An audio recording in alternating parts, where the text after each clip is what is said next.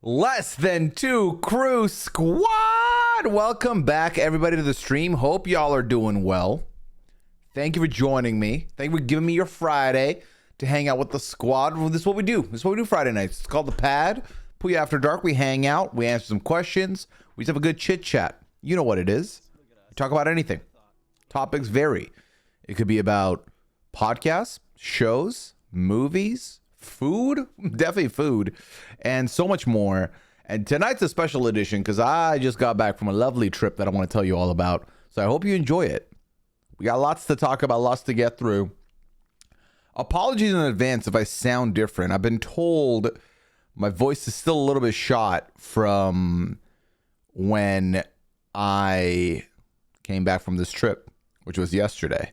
So apologies about that. But we got lots to do, lots to talk about. Let's not waste any time. Before I get any further, though, I'm going to do two things. Number one, adjust the camera because it's a little slanted for whatever reason. There we go. Okay. Nope. That doesn't seem right. There we go. That's right now. So that's one. Two. Let me say hello to the early chatters. Okay. Welcome in and hello to Chalet. Thank you for the 18-month. Appreciate you. Moni, hello. Happy Friday to you. Kitty Kelly with the Prime. Thank you so much for using your Prime for your 31st month here with me. Appreciate it. Jenna Lee says, hi, Pooya. Excited for story time. Can't wait to share with you, Jenna Lee. AZ, happy Pat to you. Corey, welcome in. Kelly Kate, thank you so much. I am back home. I am feeling good. I'm excited to be here. Softy, what up? Kalita in the building. Terabyte says, hi, Pooya. Nice meeting you again in New York. I'm about to hop on a plane back to Chicago, so we'll check out the VOD later. It was great meeting you, Tara. Hopefully you have a safe flight back home, and this VOD will be there for you when you get back. Jay, welcome in. Hello, Softy. Hope we still get a cat update despite the trip. I got you, fam. I got you. We can do that up front right now, because I did take a photo of Pearl right about an hour or two ago. Look at us. Huh? There you go. There's Pearl in all her glory, staring you down. Okay. Do I have a clam update? I do not have a clam update. You get a Pearl update, not a clam update here. Actually, that's not true. For those of you that were looking for clam or either of the cats to be in here ever, you're like, why are they never here? Liana came into my room one day this week. I think it was Monday or Sunday. And we chatted for a little bit. She held my door open. And then Clam snuck in here. And then Liana left. Clam was hanging out. Clam was hanging out. She was right there. Right there. So there you go. There you go. Okay. Kansas, welcome and because love. Hello, Damien. Hello to you. Real Generaz, stay with a Prime sub. I know you're one of these. I do appreciate you using it on me here for your 10-month. Appreciate it. Corey, we've said hello again. RG fan says, so glad you finished Whodunit and OG Mole in New York City. Yeah, exactly. That's what I did with my time. You're not wrong. South stay with a Prime, so welcome back for your 29th month. Happy RGB recap pad. Can't wait for the stories incoming. Russ, hope you're doing good. Welcome in. Chrissy, hello. Lulu, stay with a 15-month. Lulu, appreciate it. Welcome back in. Buttercup, hello. Wicked Tricks, what's good? Laura, they with the 45th month. Hawk23, welcome. Joelle, hello. Blanket, hello to you. Devi, Red Wings, in the building, the both of yous. McKinley Spud, happy Pat Friday to you. Repeatedly responding. We got repeatedly responding. Kelly Kate, please starting stream as a vibe. Thank you so much, Kelly Kate. Sick Nasty Beats, thank you because love. Love the yellow on the hoodie, but thank you. It is very pretty sick nasty, if you will. Yes. Little Miss Andre, they were the 40th month. Appreciate it. Welcome back into Less Than Two crew. We can talk about BB postseason. Of course. I will say I've been away for like 3 days, so I might be behind on some stuff, but I'm sure you'll catch me up. Papaya says, did anyone shout UTI at you? We will talk about it. We will talk about that, Papaya. McKinley Spud came with the New York stories incoming. BB President in the building. What's good? Blankets is making spaghetti right now. Okay. Love a little bit of spaghetti. Can't complain. Jordan, there was a 47-month. Appreciate you. Debbie says, wish I did that, Papaya. You do not wish that, Debbie. Come on now. Come on now. Terra Teeth, hello, welcome in. Thundercats, what up? All right, catching up. Love a proud cat dad forever and always. Hey, Sweet Potato Calicos is here for the cats. They are lovely. Tony's currently cuddling me in bed. She's so soft and good. Love that. Reality TV Hangover fan, thank you for the 46-month. Appreciate it. Welcome in. I was too shy to say hi to you this time, but I was happy to be in your orbit at the NYC events. Thundercats, I'm happy you had a good time. As long as you had a good time, that's what matters. But please, never feel shy to come and talk to me. Even no matter what state I'm in, I'm always down to have a conversation. I'm ready for some spooky streams. We'll talk about it, okay? We'll talk about it. Why is that pumpkin doing the floss? Cupcakes are nice. Thank you for the 33rd month. Appreciate you. Not hump scares. Today on a stream, DJ Big Rose tried to the Sick Nasty line on a handful of AI characters and it worked 100% of the time. What AI-based game were you playing, Russ? Quinn was encouraged Twitch. Speaking of Sick Nasty, ooh, lovely. I don't know of any post-PB shenanigans except that I know that MJ knows about the brother thing. I did see that. I didn't watch the clip, but I did see that. Samantha, welcome and hello. More like in the air instead of the building. In the air instead. Be Prez, I'm missing out on what you mean. Apollo Cat is hanging out with the crew tonight. Welcome in, Apollo Cat. Hello, Jesse. Welcome in. Okay. All right. I'm fully caught up now, chat. That's the good news. I'm fully caught up ATM. So we'll see. Okay. So I'm trying to figure out which direction I want to start this. I think what I should probably first do is set everything up in case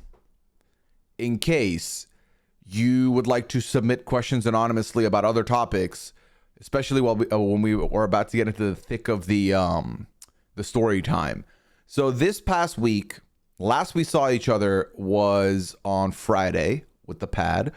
There was no Goose Goose stream on Sunday, but I did do the Big Brother finale recap that night. Then Monday, I did the 90-day podcast. I did the Traders Canada podcast. Tuesday, I did the exit interviews for Traders Canada. So all of that just got done. And then I was away on my trip, and now I'm here. So that's kind of where we were. Okay. Oh, you're on a plane. Gotcha, Prez. Gotcha. Damn, they got good connection if you could hear everything. That's awesome. And I hope the plane ride's smooth, friend. We got the cat. Oh, shout out to all my cats at the crib here. Sunran Moonshine also vibing with less than 2 per crew. She spoke weird and she understood why people took it the way they did. That's the way to. It's like, I know I said it wrong, but I also understand why y'all are looking at it like that. That makes sense. Stripey's also here for story time. Look at all the cats at the crib. Okay. Some of the characters on Russ's Spooky game watched Who Done It in the Mall and they loved it. They finished it before you. Yeah, well, they're also AI, so they can watch everything within seconds. Let's not act like the AI doesn't have a different time continuum. I heard about your dinner with Scally. My dinner with Scally. Do not spoil what the dinner was. We'll get there. Which you did great on the recap on Sunday. Thank you, Tomster. Appreciate it.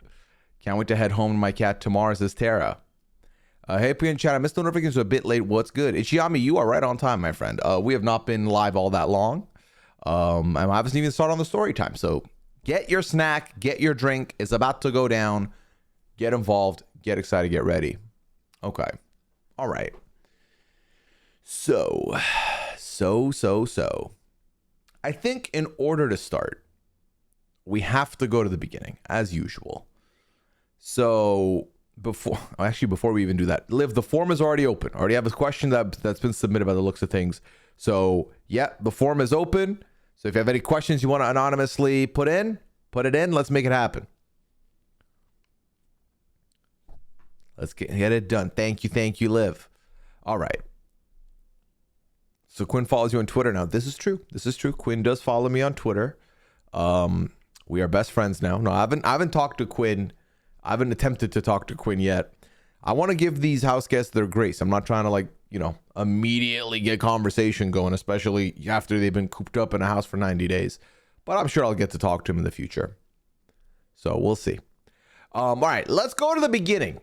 The forum is now open, chat. At any point, if you want to submit any questions, whether to do with this or other topics, feel free to do so as I begin my story. So on Tuesday, that's the day I'm planning on going to New York. That's the plan. However, I have my schedule pushed around a little bit because initially I wanted to leave a little early and get there around like midday, maybe like arrive at 3. That way I can go because myself and Scally, we're going to be staying with Beth. So go to Beth's, hang out, then, change, get ready for the event, go to dinner, then go to the event. That's kind of in my head, that's what I wanted to do. Now, the issue was that I had the Traders Canada exit interviews to do. And I was told a day in advance, or about a day and a half in advance, we were informed that I'm going to get one interview at 12:30. I'm going to get the second interview at 1:45. And this was a bit of an issue because they're 15-minute interviews, but now I have an hour gap in between where I can't go anywhere. And I'm not taking a computer with me to New York. So I have to get on the exit interview, record the exit interview, export the files, send the files, then leave. So I got done with the podcast at about maybe 1:05. And then I sent everything in by like 1:15, close to 1:20. I double checked to make sure I had everything. Sorry. I said by 2 is when I was finished because 1:45 by 2. So push everything by an hour. So by 2:30, I'm like done. Computer shut down. I'm looking through my stuff, making sure I packed everything. Everything's good. We're good. I have about 20 minutes to get to the train station and get on my train. So I get to the train station. I grab my bag, everything. I start go to the tracks, and 2 things. Number 1, I'm wearing new pants. These pants I bought like a week ago. This is my first time wearing them. And they're like how do I describe this? They're like a jeans and joggers hybrid, if that makes sense. Like the material is like formal wear, but it's designed like joggers, like comfy. And there's no belt loop, so you can't put a belt on it. And it is not my size. And what I mean by that is it used to be my size, but my size is a little smaller now. Okay, a little smaller. One size down is probably what I'm at. But when I bought these, I didn't think of that adjustment. So it doesn't have a belt loop. So the way you tighten the pants, it's got like the little strings, like joggers would. And so I've not realized that I should probably tie those. So I'm walking out into the train station, and my pants are starting to sag a little bit. They're starting to sag a little bit, and I'm like, okay, that's fine. A little sag is cool, Let's pretend we're in the early 2000s. I'll be okay until I get on this train. So I look up, and my train platform, funnily enough, is at the very end of the train station. It's the last track, and my train is boarding. My train is leaving in 2 minutes, described. So I was like, okay, I've got a backpack on me, and I've got a little rolling suitcase, like a baby one, like a carry-on size. So I make it down the escalator. I'm like walking. I realize as I'm walking, I'm like, I don't think walking is enough. I have to, if I want to make this train, I have to start running.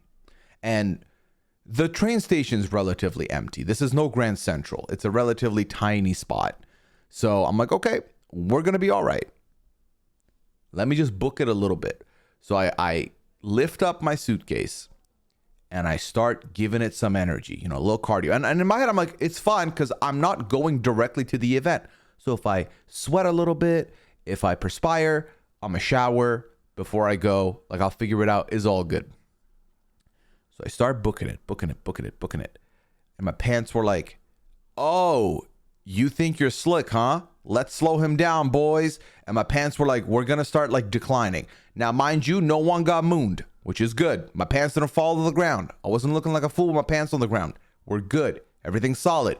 But My pants are sagging more than I'm not comfortable with, but more than I'm used to. So my default feeling is I gotta lift the pants up. Let me adjust. So I'm like running, okay? And mind you, I'm gonna have a standing desk soon. I ordered one and it got here Wednesday while we weren't in town, but I got it yesterday. I haven't put it together yet. So in the future, I can get up and do this and it'll make sense. But so I've got in one hand, on my back, I've got my backpack. In one hand, I've got the suitcase, and now I'm like running and I'm using the opposite hand to the suitcase to try and pull the pants up, but it's like not great. And so I'm like just trying my best to get there. So anyway, I get to the train track and it's like a half a flight of stairs up to get to the platform. It's not that, it's like maybe like a total of 20 steps, let's say, maybe 24. I make it to like step 13, 14. I'm like, And then from the corner of my eye, I notice this because like I can see up a little bit. The train starts to move. So I miss the train. And then I look around, I look behind me, and there's this girl who also has been, I guess, behind me booking it to get on the train. She has now also missed the train. And I'm like, yep, we messed up, friend. We didn't get that done. So I'm like, that's fine. That's cool. You know, I don't need to, because like I could have gone and gotten a coffee or whatever. I'm like, I don't even need a coffee. This is the one time where I've already had my caffeine. I had my caffeine because of the exit interview. And I already have a beverage. I already have like my hydration drink. I do not need anything else. You are right though, Carly. This is not the first story we've heard of me missing the train. I've missed the train pretty much almost every goddamn trip to New York I've had in the last 2 years. I think I've missed the first train. And sometimes it's the Uber's fault. Sometimes I'm not giving it enough oomph. This time it was a combination of not enough oomph and my pants holding me back. Like a good friend in a fight that doesn't want you to get in a fight. It was like, no, bro, don't do this. Don't do this. You'll regret this. So I missed the train. That's fine. The good news with the trains is that there's another train in 20 minutes, 25 minutes. So I'm not like it's not like I'm stranded. There's a train like once every 25, 30 minutes to New York. So that's fine. The only issue is I'm a little bit irritated now because the next train is slower. The next train is about 20 minutes slower than the one I was about to get on, which means 25 minutes plus 20 minutes on top of the travel time. I am now going to be behind schedule by 45 minutes. And you think 45 minutes is not a lot. It isn't, but also on a time sensitive trip, it kind of is. Because right now, I was initially scheduled to get to New York by 5:15. I am now looking at getting into New York at 6. And that's an issue because the event starts at 8. I had plans to meet up with people before that. Now it's looking a little unrealistic to get to those events. Now, luckily, I had already figured out a plan to offset the getting to New York late because Beth lives further from the venue. So I couldn't go to Beth's and then come back. It would have not made sense. But luckily, I had talked to Sam, and Sam had offered me the opportunity to leave my stuff at his place. We did the same thing last year. And then that way I can go to his, change, leave, and then come pick my stuff up at the end of the night before going back to Beth's. So fast forward, I'm on the train. Train ride's smooth. It's smooth. You know, it's a middle of the day train, so it's very, very not busy. It's a dead train. But I did chug that hydration drink. And about 35 minutes on this train, and I immediately feel it. I'm like, shit, I gotta go pee. And that's not an issue. There's a bathroom on the train. And train bathrooms, I feel like, are relatively clean. You know, like I can use this bathroom, no problem. But when I'm traveling alone, I don't love it because I have to leave my stuff at my seat essentially. So I asked this woman in the aisle next to me, I was like, hey, do you mind watching my stuff while I go to the bathroom? She's like, absolutely. And I was like, thank you so much. I'm going to do that. Shisco, they were the prime sub. Jason, they were the 35th month. Appreciate both of you. Naomi, what's good? How you doing? Welcome in. So I was like, can you watch my stuff? She's like, yeah. I was like, oh, you're so kind. Thank you so much. My pants did not fall in the toilet because by the time, Taylor, hold on. I saw you sent me a DM, but you sent me a photo that didn't load. And I was like, oh, I'll look at it on my computer later. And then I didn't. Oh, I'm looking at it now. Holy crap. Tradable or untradeable? Because that's nuts to get this early in the game. So when I got on the train, I tied up my strings from my pants. So my pants are no longer falling. My pants are like, you know what? You've overcome such adversity, making it to this train. We are with you now. We are solid. We are not moving. And I was like, perfect. Thank you, pants. But anyway, so I make my way to the bathroom. Use the bathroom, whatever. I come back. I'm chilling. I still have about an hour and a half to hour 40 minutes on the train. We're chilling. So I'm listening to my music. I switch over to listen to Club Condo because I hadn't checked that out yet. So I was listening to that. And then maybe 20 more minutes go by. And it hits me again. I have to use the bathroom. I was like, this is not okay. Why do I need to use the bathroom? For context, up until this point in the day, I have had 2 coffees and a hydration drink. I've had nothing else. And I did use the facilities of my own home before I left. So it's not like, oh, I haven't used the bathroom today. I have used the bathroom today. Also, for those of you coming in now and you're thinking, does New York Storytime just have bathrooms? No. This was a weird day, okay? I have to use the bathroom again. It's been 20 minutes. And at this point, thankfully, because it would have been embarrassing if it was the same person. Thankfully, the woman that was sitting in the aisle next to me has already left. She got off on another stop, so she's gone now. It's a different person.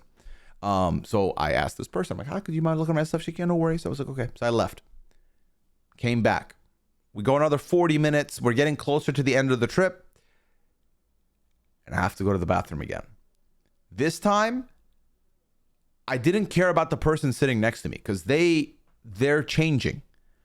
But on my second walk up to the bathroom, I felt like I made eye contact with some people that, and I'm putting words in their mouth. I'm putting words in their mouth because I didn't speak to anybody.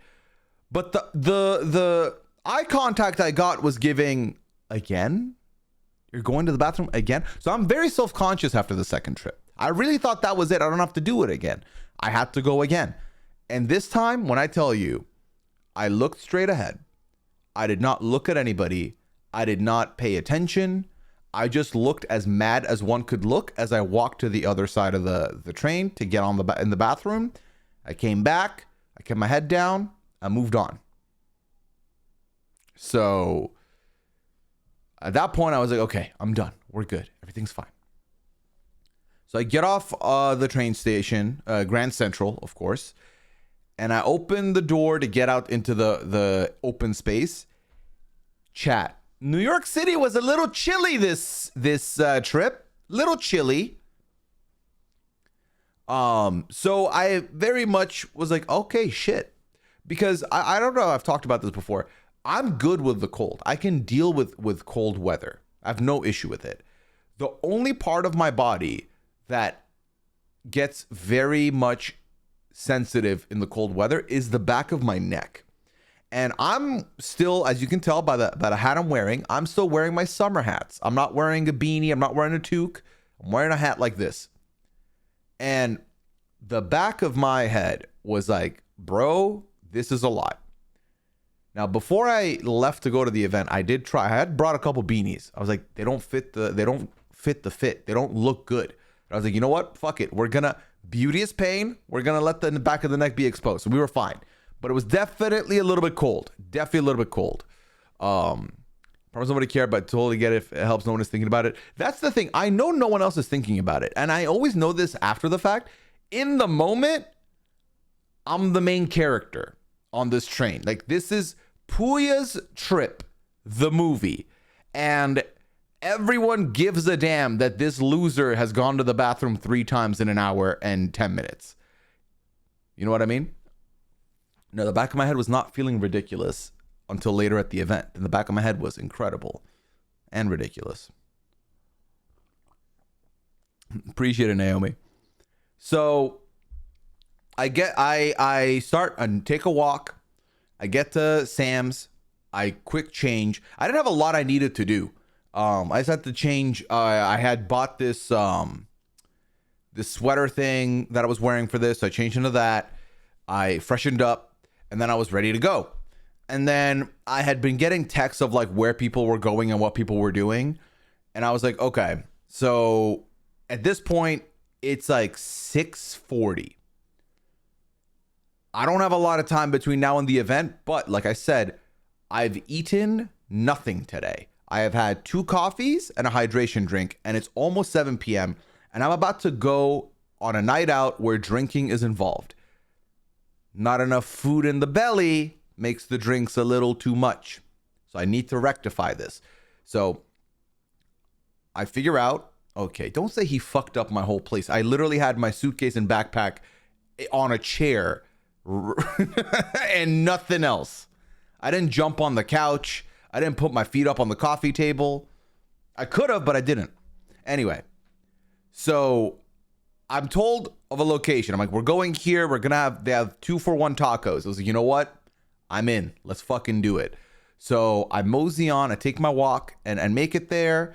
And my walk was about 25, 26 minutes, but I wanted to go for a walk. I didn't want to take an Uber or anything because I knew I was about to spend the rest of the night standing in position. And I was like, let me get the body going a little bit. You know what I mean? I did not have to use the bathroom at Sam's. No. I'm putting his body through some things, apparently. I don't know what I've done. 2 coffees and energy drinks at 7 p.m. is the breakfast, lunch, and dinner of champions. Well, Jofo, I would say it wasn't even an energy drink. It was like a Gatorade. I had an energy drink. We'll get to the energy drink conversation in a second because that comes into play for Tuesday story time. So I get to the restaurant and I am greeted by Beth, Mike Bloom, and Izzy, who are at the restaurant. Say my hellos. I sit down. They were about to live, like just paid, and they're like, "We'll stay if you want to get some food." I was like, "Please, let's do that." So Scally then shows up like maybe 5 minutes after me. We get our order in. We get some food in us. We're talking. We're swapping a little story here, a little story there, and then we eat. The food itself was good. Here's the thing: it was 2-for-1 tacos, and I was like, Mike, you have to be honest with me. Is the food messy? Because I'm wearing, what color was the thing I was wearing Tuesday? It's a light colored outfit. It was maybe not a beige, but like a cross between gray and white. And I didn't want to make a mess on this. I can be a messy eater sometimes or just negligent. And the idea of having like a stain on my clothes at 8 p.m. before any drinking was giving me anxiety. Oh, what's the place called? Oh, fuck. It's by the Empire State Building. What is this place called? Is it this one? Tacombi? TACOMBI? Question mark? I think. Yeah. Yeah, that was the spot. So I was like, Mike, my clothes cannot get stained, my friend. I have change of clothes, but I've had a vision for my outfits tonight and tomorrow. Those are non-negotiable. I want to wear those things. And he was like, you'll be fine. I was like, cool. I should have probably also asked about portion size because I was like, 2 tacos, I'm going to be good. I should have gotten 4. I had these 2 tacos in the span of like 4 minutes. And so I eat them careful. So they brought the food and I've never sat closer to the table. I'm like sitting like this to talk. You know, we're having a good time. We're having a conversation. That was funny, Izzy. Mike, you're a strange guy, but I love you. Food got there. This was me. Like I'm taking a goddamn exam for my life. I sat up. I sat as close to the table as possible and I leaned over to eat all my food. It didn't look weird. I think it sounds weird when I'm describing it, But I was just very careful. I was a cautious eater that night. So I get my food in me. I should have ordered maybe a little bit more, but I was, you know what? I don't want to do that either. If I eat too much food, I'm gonna feel a little heavy, and I don't want to feel a little heavy before drinking. So I was like, you know what? It's fine. I was like, this is good enough. This will sop up the alcohol. We'll be fine.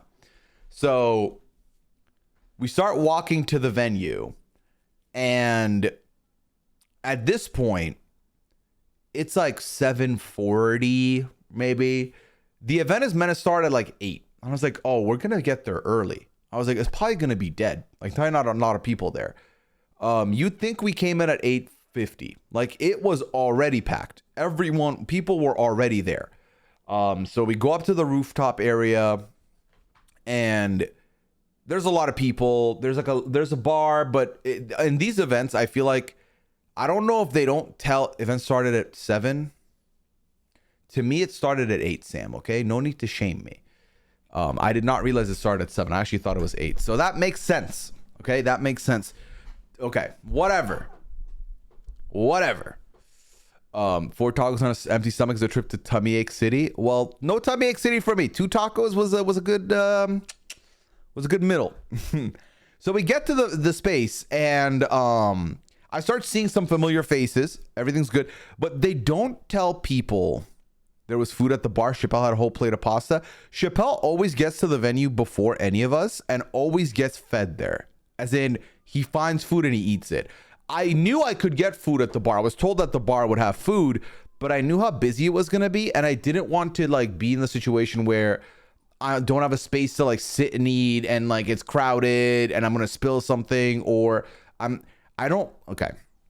So when I'm at dinner with somebody or you know, having a meal with some friends, I don't think about it all that much, but I also didn't want to eat around strangers, if that makes sense, especially with a beard as full as mine at the moment. The idea of like, I've got a little sauce on me. Like, Liana's not there to be like, Pooya, babe. Like, she can't signal me. So I don't want to make a fool of myself. So I was like, food is not an option for me here. Later, we food up at good time. Okay. So they don't tell I feel like at these venues, either the service staff is falsely confident of how smooth it's going to go, or they're like, nah, we got this. Every event we go to, every one of these venues we go to, I always feel bad for the bartenders because they look stressed, and I don't blame them. It's like a zombie movie where there's these like zombies surrounding the bar area, and it's 2 people running back and forth, yelling over each other of like, tab or no tab. You're like, no tab. Like, okay. And then they leave, and then they come back, and some people have like questions about their drink. So I've kind of brought it down to a science for myself. I'm like, I know what I'm going to get more often than not. Basically, it's this. If I am sufficiently energized, if I'm feeling good, I will just get a vodka soda or seltzer of some sort. If I need the energy, I get a vodka Red Bull. And on this night, I was like, you know what? I'm going to need me a vodka Red Bull. So I go up to the bar. After waiting a little bit of time, the bartender comes over. I was like, can I get a Red Bull and vodka? He looks at me and he goes, we do not have Red Bull. We just opened the last can. And I didn't know what my next move was. I was like, shit. Do you have anything else that gives energy, friend? Because I need it. And he was like, the only other thing we have that would give you like that energy is espresso martini. I was like, I don't want to do an espresso martini. So I was like, you know what? Fuck it. Just give me the vodka soda. We'll be fine. I was like, I'll live. I'll be okay. We'll get through this together, bartender friend. So I get a vodka soda. I'm hanging out, I'm talking to people, and then I'm chilling there with Jofo and Matt. It's me, Jofo, Matt. Ali's over there. Brian Cohen's in this area as well. Scally was with us, but Scally's like wandered away. I don't remember who passes this message on to me. Might have been Sam. And I've never had that. Is it good? I've not had it myself, Buttercup, but I knew what I wanted. And the main ingredient was going to be vodka. Because when I go to these things, I have two modes. It's vodka and something or a tequila shot. That's kind of my two modes here. It's vodka something or a tequila shot. No middle. And right now we're not doing shots, so we're fine. It was you. Okay, so Sam is walking by me in passing, and Sam goes, Scally's playing Blood on the Clock Tower. Look at us. Huh? Who would have thought? And I was like, no, he's not. Because we had been told ahead of time, we knew ahead of time that Dwight was hosting an in-person game. And so there were sign-ups and people had to sign up to play or whatever. And I know Scally. I think I hang out with Scally the most at these events because usually we'll share accommodation. And Scally's a social boy. You know, RJ fans said Scally left to find some hot gossip. Scally is a social boy. He jumps around the room. He'll like talk to this person, then talk to that person. And and he likes his ball on the clock tower, make no mistake. There was no world. If you told me, here's $100, Pooya, bet on what Scally's going to do tonight, I would have put $0 on Blood on the Clock Tower. So I was in disbelief that this man is playing Blood on the Clock Tower. Like, no fucking way. And so we're on this like rooftop patio. The Blood on the Clock Tower game is at the very end of the patio. And I, like me, Joe, Phil, Matt, and them, we're like close to the front of the patio. So I'm like having this drink. It's my first drink of the night. So I'm like, let me have my beverage. Let me like get the social lubrication going. And I'm like, I can't believe it. I see Scally's like sitting in the back over there playing a game. I was like, I had no idea this was happening. I did later find out that he was lured in. He was convinced to play by some people. Yes. Arab, they were 27 month. So I slowly make my way towards Scally just to both see how he's doing and say hi to Dwight, who I'm sure is in the back over there somewhere. And I just mentioned it's at the end, but I'm bumping into people because when you're at the beginning of the patio, like this isn't like a 200-foot patio. Like it's a smaller patio-ish, but it's packed. So you're not necessarily going to see everybody. So as I'm walking down towards the end of the patio, I'm getting stopped by some people, some podcasters I've not seen yet, a couple lovely patrons that I've not met yet or haven't talked to yet. So I'm getting stopped. I'm talking and I'm walking, talking and walking.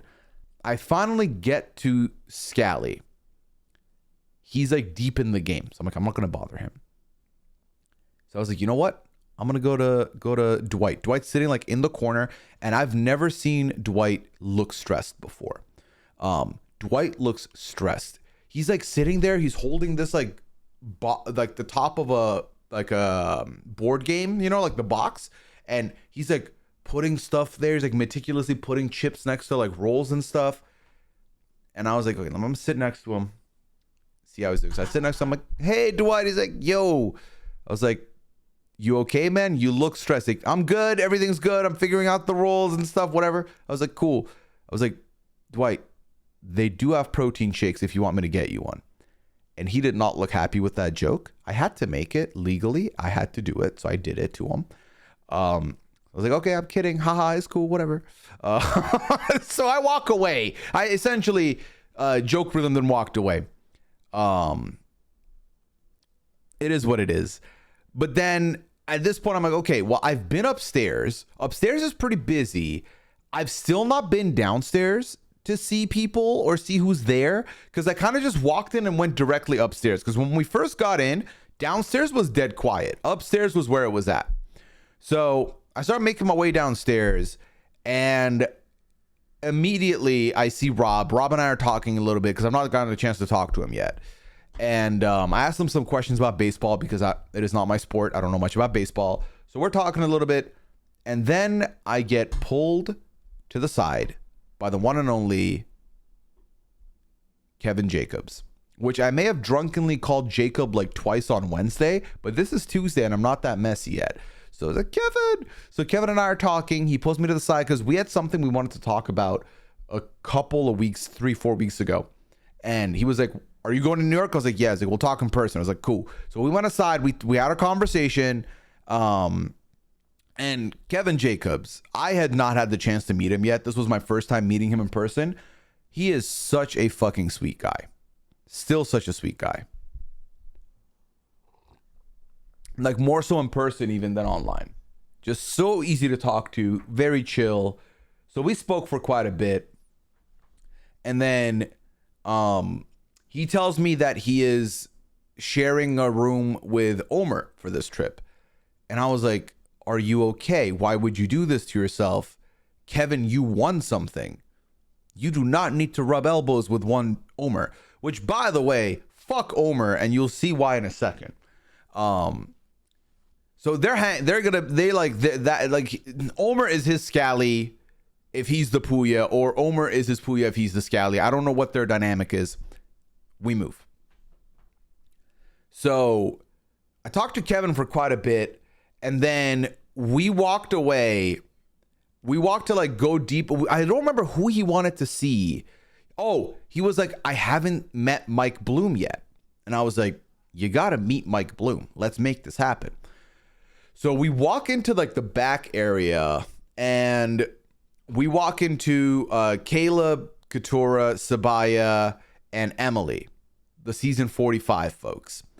And we stand there. We're talking to them a little bit. They're like roasting each other. It's a very great dynamic. I did love seeing that. And I found Mike Bloom for Kevin. And I was like, he's over there. Get him. So Kevin goes to talk to Mike. And then Emily and I got to talking for a decent amount. And I got to tell Emily that I loved watching her play Blood on the Clock Tower because I just watched it too. So we had a good conversation about that. Then Emily asked, and you know, in these events, you typically have the same conversation of like, how far was your travel, or like, how long are you staying out here? And I was like, I live in New Haven. And she's like, oh, why do you live in New Haven? I was like, well, Liana works there, and we live together or whatever. She's like, oh, you're married? I did not know that. So I got to tell Emily my story with Liana, like our journey together, which was great. And then I got to have a good conversation with Sabaya, because as I'm talking to Emily, Sabaya goes, I know you. And I was like, me? You know what? When people wish you happy birthday and you don't know how to react, we've talked about this before. So Sabaya's like, I know you, and I don't know how to react. I was like, yeah, you do. And she's like, you're the goddamn. And I was like, yep, that's me, the goddamn. I didn't know how. I was like, haha. And she was like, oh no, you're the podcaster. You do the draft stuff. And I was like, yeah, that is me. She's like, you look different. And I didn't have the stomach to ask good different or bad different. I think what I learned later, based on what people were saying to me, I think I dressed differently this time than I did the other times. So I'm taking it as it was a good thing. It was a good different. And so Sabaya and I get to talking for a little bit, and Sabaya was such a great conversation, because I never got a chance to talk to Sabaya like that before. I think we've just like said hello in passing once.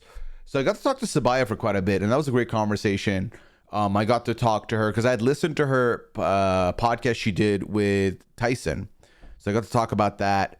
And so we got to talk about that and like how she felt about that episode and blah, blah, blah. So we're having a good time there. And she at one point was like, you're not spoiled on the season, are you? I was like, no. She said, good. Neither am I. I was like, good. Yeah, don't worry. We can talk to each other. We're fine. I did feel confident in my new fit. I did. I felt nice. It was good. So I got to talk to Sabaya for a decent amount, which I was happy about. So I'm going to fast forward now a little bit. Actually, not fast forward. I'm going to rewind, because something happens around this time or a little earlier, maybe before I talk to Kevin Jacobs. So one of the lovely members of the Less Than Two crew comes up to me as I'm in the middle of a conversation and goes, I was told the code word tonight is UTI. And I was like, no, it wasn't. UTI is not the code word. That is not okay. Also, you are now going to snitch on our friends. You're going to snitch on the Less Than Two crew. You are going to tell me who told you this. Who told you this? Now, this person's name is being withheld for their own security because I don't want you to know who snitched on you. But also, you need to understand that I would have seen this had I just gotten into the Discord, because I would have found out, and I would have publicly call out the two people that caused this, Jordan, who's lamowing in the chat, and the other person who knows who they are, because I got to talk to them in person. I got to reprimand them at the event. So no, UTI wasn't the word. We had a good laugh about it, but also I was like, you gotta snitch on him. You gotta snitch on him. It was not Papaya's fault. It was two people's fault, and I just called them out. So that was wild. Thankfully, it wasn't in the middle of a conversation where I needed to explain myself, because my whole worry about that word was that. How many people said it? I think 2 people. So Airman says, I had the sound off and just saw Jordan's comment. Yes, you know what we're talking about, huh? You know exactly what we're talking about. We never landed on a word this time around, is the thing. We never had a word landed on for this trip. But yeah, so that happened.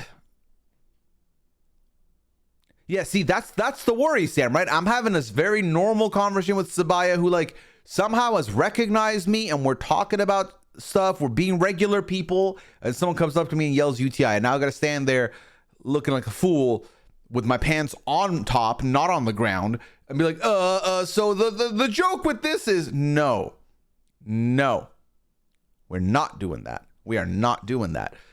So then the night goes on, and I said earlier, fuck Omer, and I'll tell you why. Let's talk about Omer. So I'm in a conversation with Omer, and this is a good time to also add that I'm definitely not telling you everything that happened, because some of these conversations were a little bit more private in nature.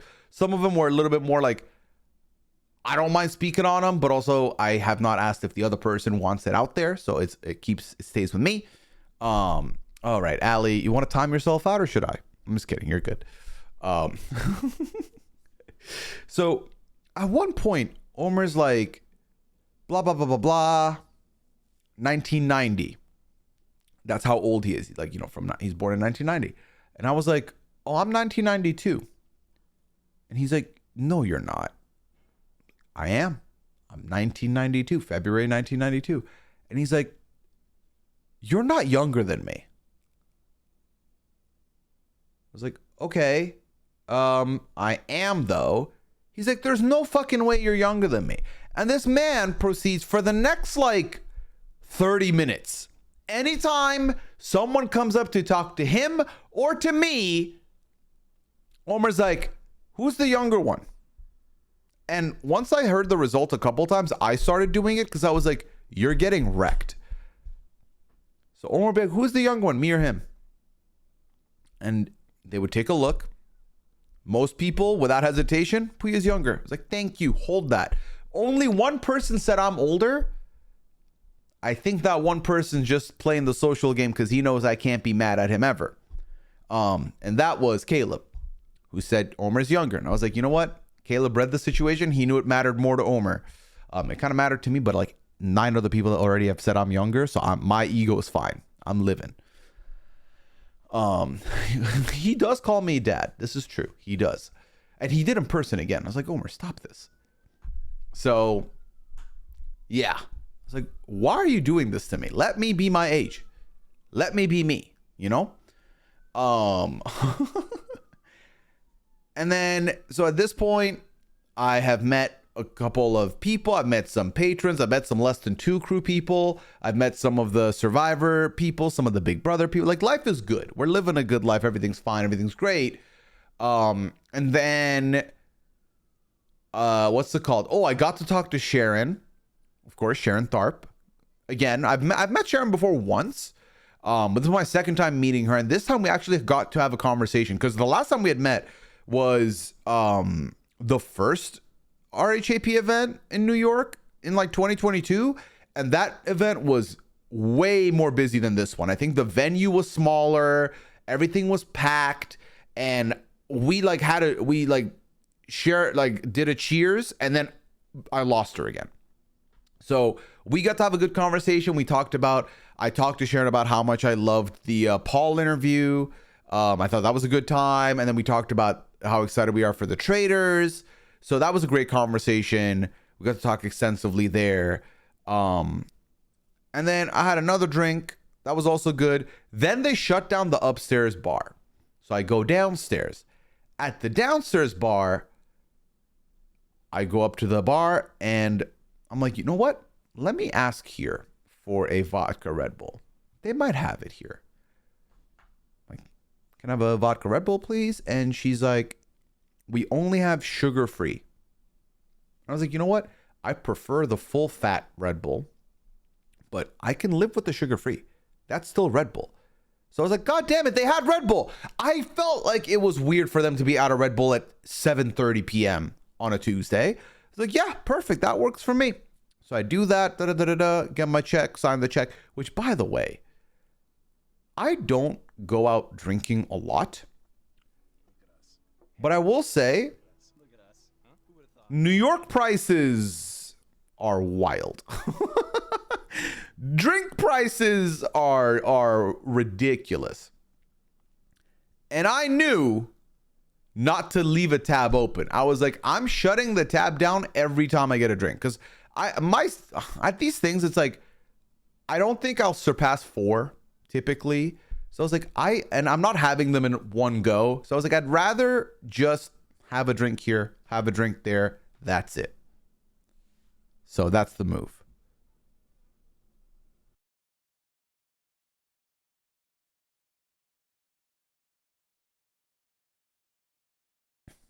Okay. This is why you pregame, which I could have done something had I arrived a little sooner. But I didn't. Dennis, thank you for the 39-month. Appreciate you. But yeah, so I'm like, okay, sign the check, move. We'll see. Okay. So now the downstairs is starting to get busy because they shut down the rooftop area. Now everyone's downstairs now. But downstairs is a little weird because there's like a front area that's relatively open. It's got some tables and booths and stuff. And then you go to the way back. That's like the more there's like, this is clearly meant to be a dance floor, but we're not using it as a dance floor. It's just people standing around and talking. So it's like there's people scattered all the way from the way back to the hallway to the front area to the outside. And I just kind of did my rounds. I went to the front, went to the back, talked to this person, talked to that person. So all in all, smooth night. I'm trying to think of any other events, instances, conversations that happened at the Tuesday night that I can share. I'm like going through the Rolodex right now. No. Oh, so at one point, Taryn comes up because I've not seen Taryn yet. And like, we've been here for like 4 hours. And like, I get this person like charges at me massive. I was like, who the fuck? Oh, it's Taryn. And then like, I'm like, oh, it's Taryn. And as I'm getting hugged in my state of less than sober, I'm like, I would not have expected Taryn to give me a hug. Not in like a we're not friends way, just Taryn doesn't hit me as a hugger. So it's like, hey Taryn, what's up? But also, and I felt bad a little bit, I was in the middle of a mission of getting Dwight and Omer together because Dwight wanted to talk shit to Omer and I wanted him to get to do that with me there. So I said, hey to Taryn. And then Taryn was there with Rob and them. And I was like, okay, I'm in the middle of a mission. I gotta go get Omer. Because Omer had gone to the bathroom. I just seen him come out of the bathroom. So like, Omer, get your ass over here. Took him to Dwight. Now, when I tell you, I do not remember what happened after that. In the roast battle. I think all that happened is I remember asking Dwight, which one of us is younger? Go. And then, it's coming back to me now. Then he's like, well, it's obviously Pooya. Then I said, hold that, Omer. Then Omer made a knock against Dwight's age for being a baby. Standard stuff, standard shit. I had this weird conversation with Omer at one point as well, which I will not be repeating here. Because it was, and I would love to because I roasted the shit out of him. but we move. I gotta keep that one in the vault. You know, Dwight is younger than I think all the time. Did y'all? I don't know if you've watched the recap video from the Survivor podcast. Dwight has gotten more jacked since the last time he was on the podcast.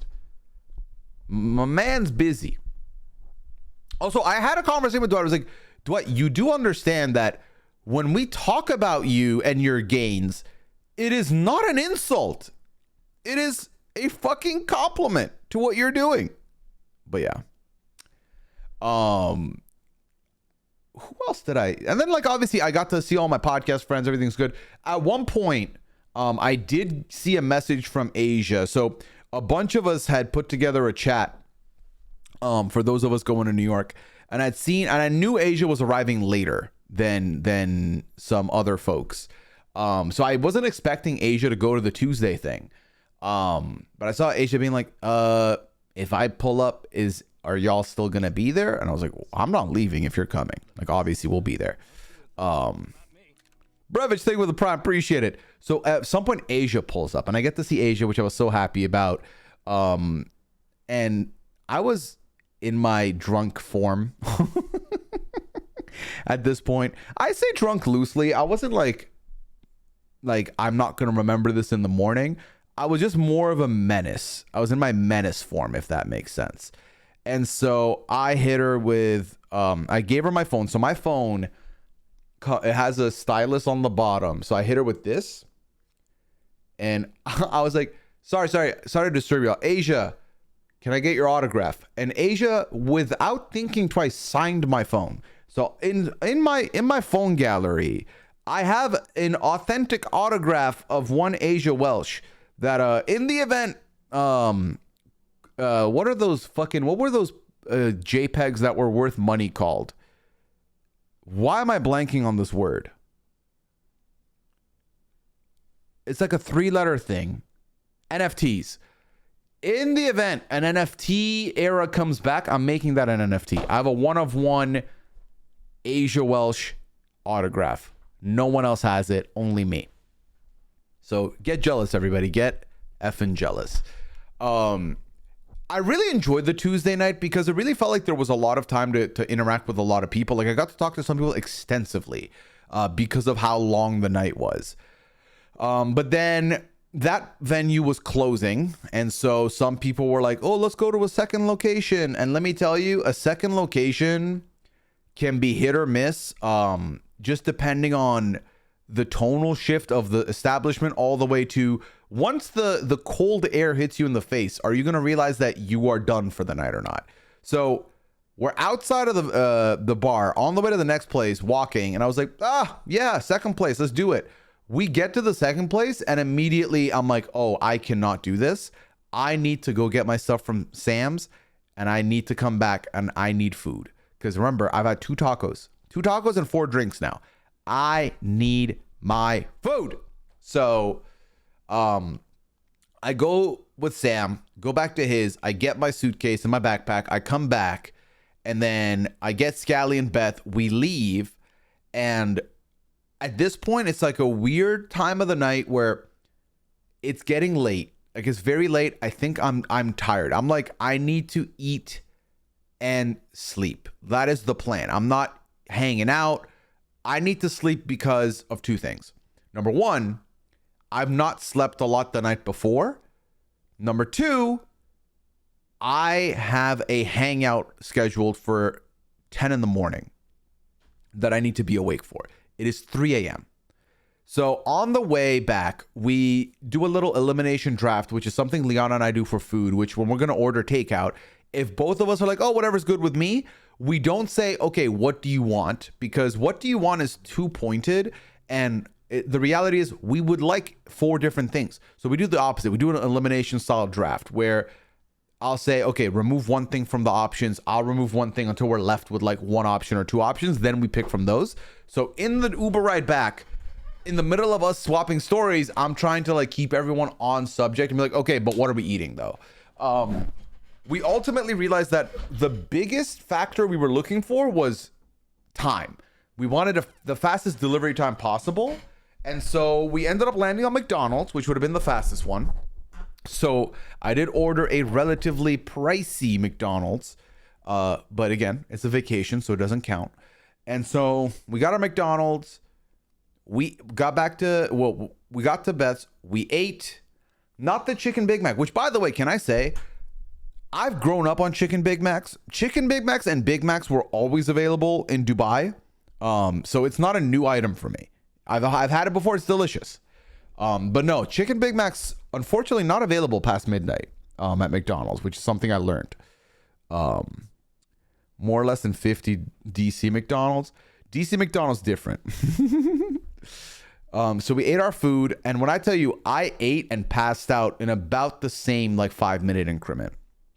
I was gone. I needed the sleep. So slept. Night one, huge success. Tuesday night was a good time. We're done. Now you may be asking yourself, Pooya, why did you plan a 10 a.m. hangout the next day? And who's hanging out at 10 a.m. if you were all out and all of you were drinking till late night? I'm meeting up with a friend of mine who is not part of the podcasting community. This is a friend of mine that I've met actually on Twitch. I'm meeting up with Java, who I had seen not the last New York trip, but the one before that. So we were both in town. She was in town, and I was like, I can make this happen. Let's do this. So I remember at one point in the night, she texted me and was like, "Does 9 a.m. Would you be okay with 9 a.m.?" And I was like, I'll make it work. I could be there. And she was like, okay, let's do 10. I was like, okay, 10 is good. We'll do 10. So I woke up at 9:20, showered and left essentially. Went to a coffee shop with Java, hung out for about 2 hours, maybe 3. Just caught up talking about different stuff, work stuff, life stuff. It was a great catch up. We very much needed this. So we hung out, and then she went back to, she had a stream coming up, so I was like, all right, cool. So we said our goodbyes. I made my way back to Scally and Beth, and then we started planning the day out. Now, it's important to note that at this point, Liana is coming to New York. So at some point, I'm going to be getting Liana as well added into the crew. Now, Liana has already given me her stuff to keep, as in her clothes for the next day, her toiletry stuff was in my suitcase. So she doesn't need to come to Beth's to change or anything. She's coming ready for the event already. So we go we go there and we sit down, we figure it out. So some people are now planning a sorry, 1 second.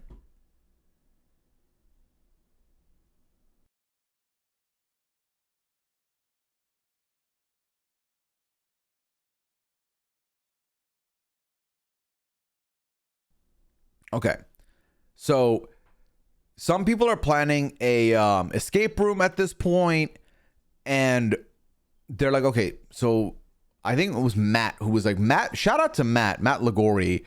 My guy was, I would argue, the most organized and head on of all of us this trip, because I feel like Matt was constantly trying to plan things, reserve things, and make sure everyone knows what the MO is.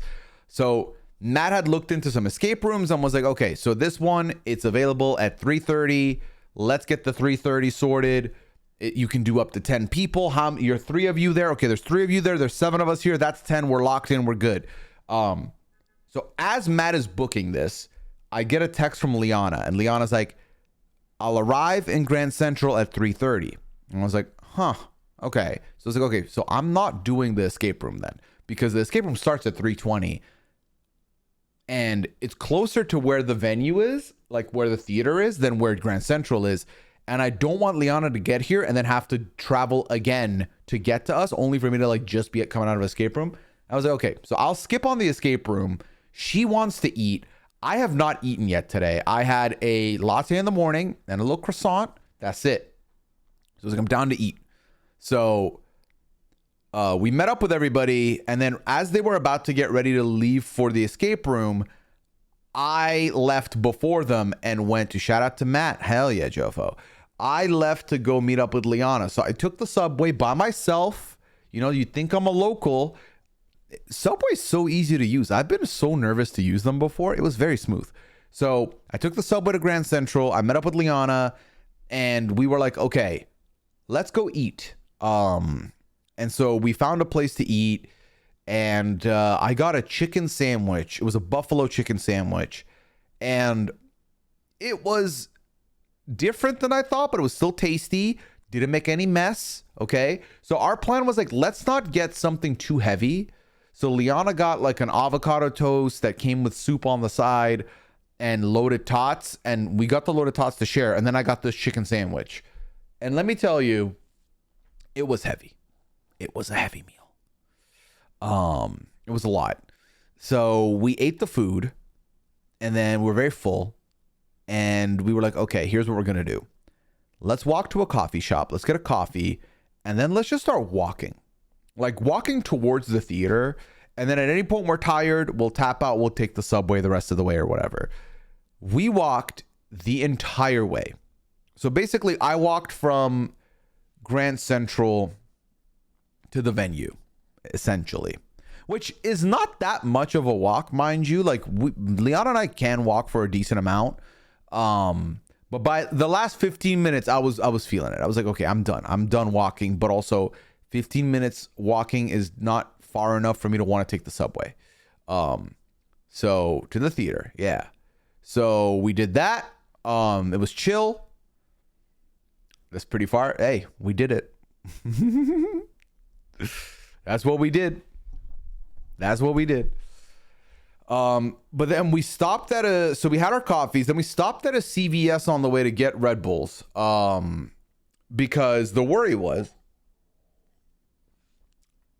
that it's a long night about to come. So we want to keep that energy. What street did you walk down? May, I have no idea, because Liana was the one with the Google Maps open. I was just walking. I did not pay attention because we had to go to it's not like we just walked down a central street, because we had to go to I don't remember what the spot was that we ate at. And then from there, we diverted around. Mr. Freeze, thank you for the 44th month. Appreciate you. Thank you so much for supporting the stream. So then, what was I saying? Yeah. So we start making our walk. We get our Red Bulls. We're having our Red Bulls. And it was, honestly, I'm not going to lie to you, it was a delight. It was an absolute fucking delight getting to spend time with Liana one-on-one for the, what's it called? Before the event. Because at these events, typically, we get separated because, you know, she's talking to people, I'm talking to people. And also, she's been very busy with work. Like, she literally worked all weekend. Like, when I say all weekend, I mean like the whole day, Saturday, the whole day, Sunday, just to make it to the event for Wednesday. So she's been extremely busy for about 10 days in a row now and counting. And so I know she's excited to be at the event. I'm excited for her to be at the event. But we also hadn't been hanging out really. So it was very nice for both of us to get some alone time as well before the trip, before the mayhem of the event. So we did that. And we get to the venue. We get to the venue a little early. So we get in and we're hanging out with Sam, with Rob, before people start coming in. And we're having a good time. Sam, am I good to show the photo you sent of us that was taken? Because I believe that photo's not been, like, I don't think those photos are published yet. I'm assuming it's chill. You just let me know.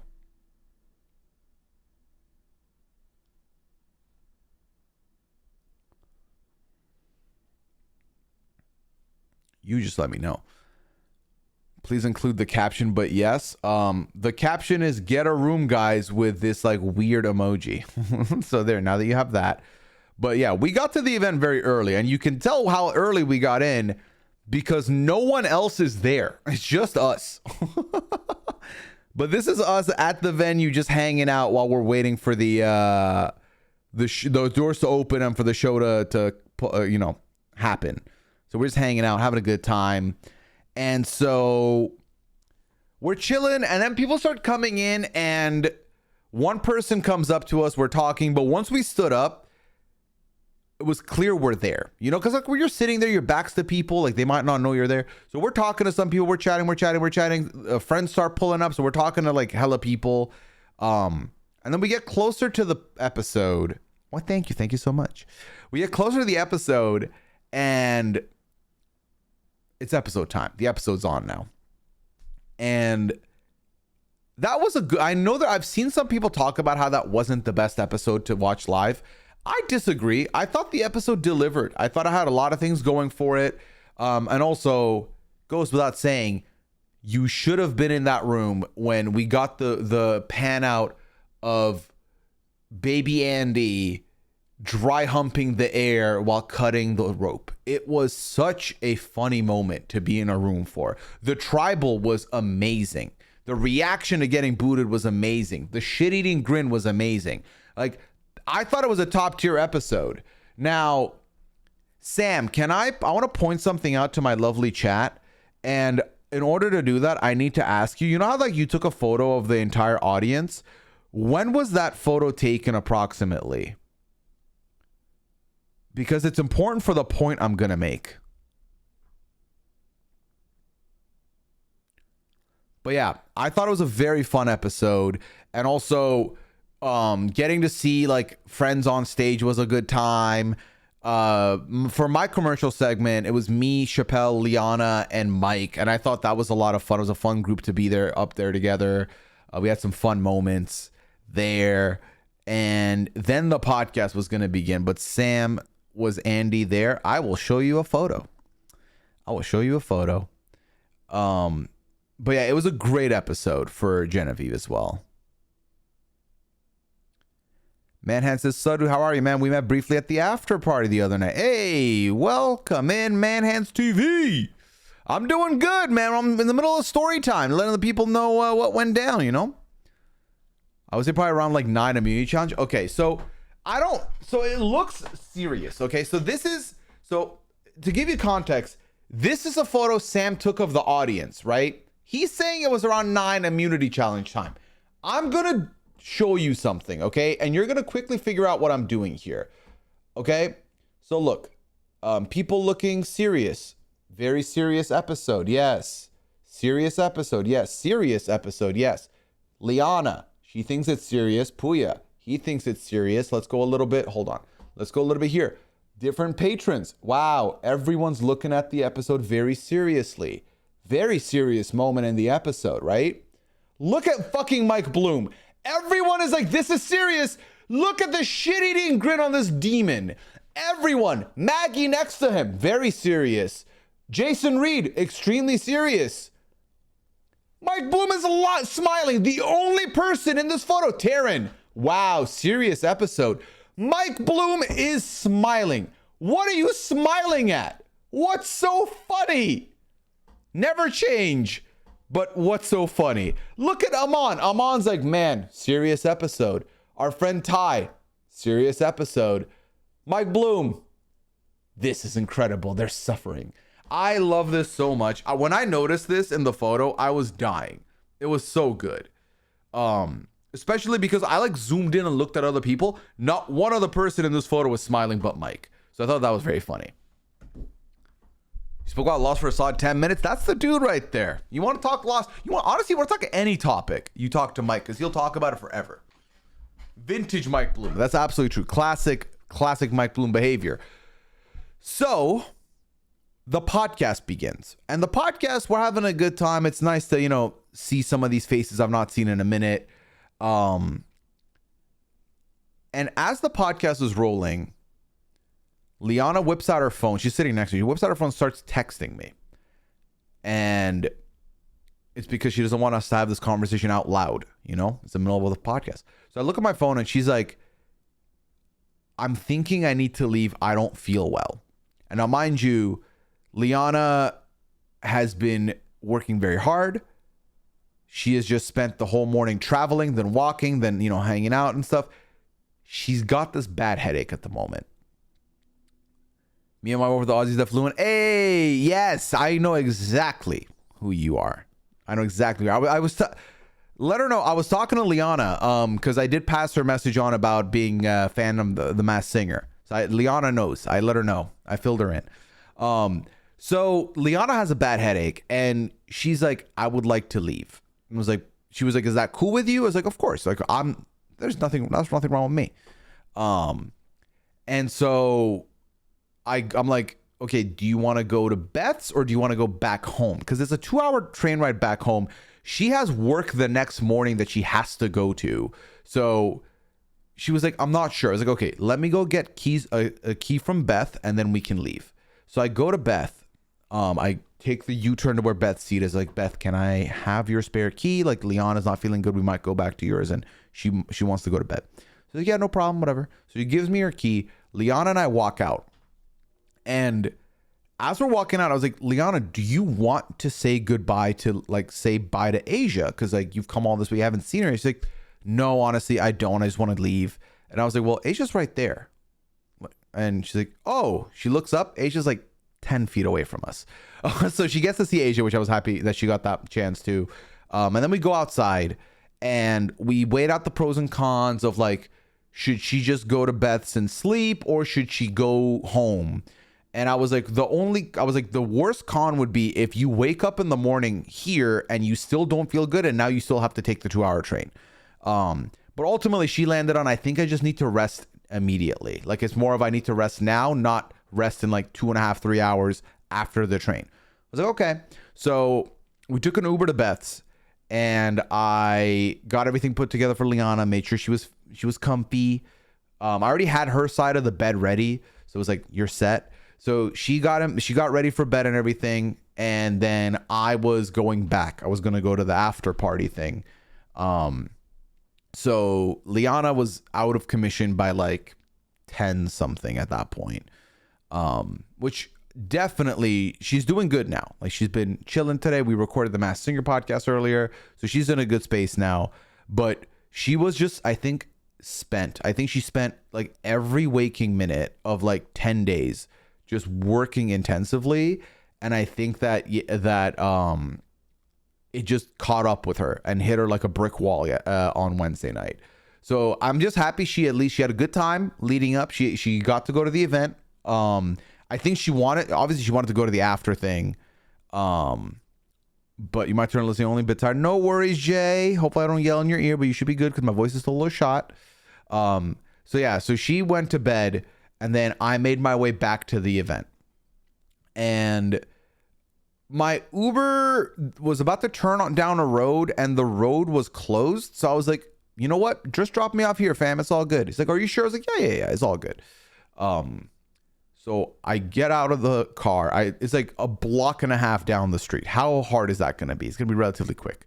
And I was like, you know what? A little fresh air goes a long way. So I start walking. I'm texting Liana to make sure she's okay. She's still awake. So she texts me back. I stopped paying attention to my Google, and Mr. Freeze says, glad to talk to you both before. And hey, Mr. Freeze. Yeah, one of the few, because Liana, like, if you talk to Liana at the theater, that was it. That was the window. She was gone after that. So I start walking. I get distracted because I'm texting with Liana. I go down the wrong way. So a 5-minute walk turned into a 15-minute walk, which again, not that deep to me. It's fine. So then I get to the after party. And at that after party, also, by the way, Jofa brought this up earlier, but I forgot to bring it up. So Jordan Kalish and Brian Cohen at the Tuesday night event, they did not leave. They stood in the same spot for like 3 hours because the baseball game was on. And I was like, yo, you're here with friends. Don't sit there and watch TV. Hang out. I was like, don't worry about your team. They're winning. You'll be fine. And Jordan was like, absolutely not. I cannot miss a game. There's no way I'm missing a game. I was like, okay, listen, I'm just going to make a suggestion. You don't have to follow it. Where was the after? A place called, what was it? The Malt House or something? Something like that. No, the Malt Lane. I think it was the Malt House. I don't know. So then, what's it called? So then I get in there, and at this point, I'm not sure when the podcast is going to be and when the podcast is going to end. But I do know that in my head, I'm like, I'm probably one of the first ones here because I don't think the podcast is over. Little did I realize the podcast has been long over, and I'm one of the late arrivals to the venue because this place was fucking packed. It was packed. The issue we had on Tuesday with regards to the bar being too full and too crowded, times that by 4. That's how busy the bar here is. I was like, oh, this is overwhelming. And now because one of the questions I get a lot on the Tuesday nights of these events is, where's Liana, or is Liana coming, or, you know, where is Liana? And that whole night Tuesday, any interaction I had where Liana been brought up, I was like, she'll be here tomorrow. No worries. Now, obviously, if you'd gone to the theater, you know she was there because she was on stage at one point for the commercial break. So now it's no longer is Liana here? It's where is Liana? Because I saw, you know, she was here earlier. I'm assuming she's here, and now I'm like the turn down service of, unfortunately, she got a headache. She's not here anymore. So yeah, she ain't here. ATM. So then, as I'm waiting to get a drink, I order a double vodka seltzer. I see the price on my bill. The price is mean. The price is angry at me. The price is filming next season of Survivor. It's a lot. And I was like, okay, I cannot have a lot of this. Like, this is too much price wise. So after I spend that much money on that one drink, I was like, you know what? From here on out, I'm getting something different. So they had themed drinks on at this place. They had a Asia like Asia drink. They had a drink called the Baby Andy. They had a drink called it was something martini for teeny. There was the pocket rice punch, which if I would have had the wherewithal, I would have gotten that one. And then the last one was Rome on Fire, and Rome on Fire was like a hot apple cider. So I was like, you know what? After I drank my double, I got the Asia like Asia. I was like, you know what? I don't even care if this isn't my type of drink. I'm getting an Asia with Asia. And the theme drinks were, $9. They were after I saw the price on my double, I was like, we love the theme drinks. Was it Rome Will Burn, not Rome on Fire? Rome Will Burn. Thank you, Matt. Thank you for correcting me. So I got the Asia like Asia, and I take a sip. And when I tell you, not only were these drinks the cheaper drinks, okay, these drinks were stronger than the other drinks. I took a sip of the Asia like Asia, and it hit me like a ton of bricks. It was a lot. I had Mike Bloom try it. Mike Bloom was like, that's a lot. It's like, it is, Mike. It is. They definitely were loose with the pour. You drank an old fashioned after having a double vodka? Jofa, so now you know why I'm going to get to where I got to by the end of the night. Yeah, I didn't take the risk of any weed during this trip in edible or smoke form, because I think that would have toasted me. We got two Matts in the chat. So I'm having the Asia like Asia. Great drink. Can't complain. And I'm making my rounds, talking to different people. I talked to James Jones a little bit. I was like, yo, you were hilarious on stage. And then, oh, by the way, I should probably show you more photos as we go along here of the different things, different people we met and stuff. So remind me to do that the next, not remind me. I already know to do that now. Okay. I had a very expensive double vodka, then switched to cola. That's what I'm saying. I had the double vodka. It said, hey, bank account, you're mine now. And then I switched to the menu, the photo, and that was way better. So I'm making my rounds. I'm talking to different people. And then I get to talk to my guy, Baby Andy. And I got to meet his family. It was so great. So I get to talk to Andy about, the episode and like what we've seen so far and how he's feeling now. Cause he's like, I remember being here last year as like a patron, and now it's weird because I still feel like a patron, but like I'm on the show. It's weird. So we got to talk to Andy. That was great. I got to take a photo as well because I was talking to Andy, and then later on I started talking to Saul, and Saul and I were talking about the draft and how I was honest with him. I was like, listen, I wanted to pick you, but I knew Liana wanted to pick you, so I wanted Liana to get you on her team. And Saul was like, you made the right call, man. That's the move. So Saul and I got to have a good conversation. So I got to take a picture with Saul and baby Andy, with the Asian squad repping. This is a great photo of the three of us. So look at us hanging out. At this point, I am the double drinking and the Asia like Asia drinking. So I'm still okay. I'm still living. Okay. But no, I got to take a photo with them, which was great. Very happy with this photo. I do not remember to take photos at these things. I'm happy in the moment I realized to take it. I then went and got a photo done with Brandon Donlin, my homie, because our lovely friend Lavina was not able to make it to the trip, and I wanted to send a photo to Lavina, which at this point is tradition. This is the second time now where Lavina's not at the event and I take a photo and send it to Lavina. Thank you. I appreciate that, because love. Yeah, my outfit was the same outfit 2 days in a row, but different colors, and I think it worked. I was happy with the results. I took a photo. So this photo, to give you context, this is after. So I had a total of 4 drinks that night. It was the double vodka, then the Asia like Asia drink. Then I had 2 baby Andy drinks, because the baby Andy drinks were a little sweeter. And I was like, ooh, this tastes good. Another one of these, please. And so I took this photo with Dwight. This is the end of the night. This is like, we're getting to the end. I still look fine.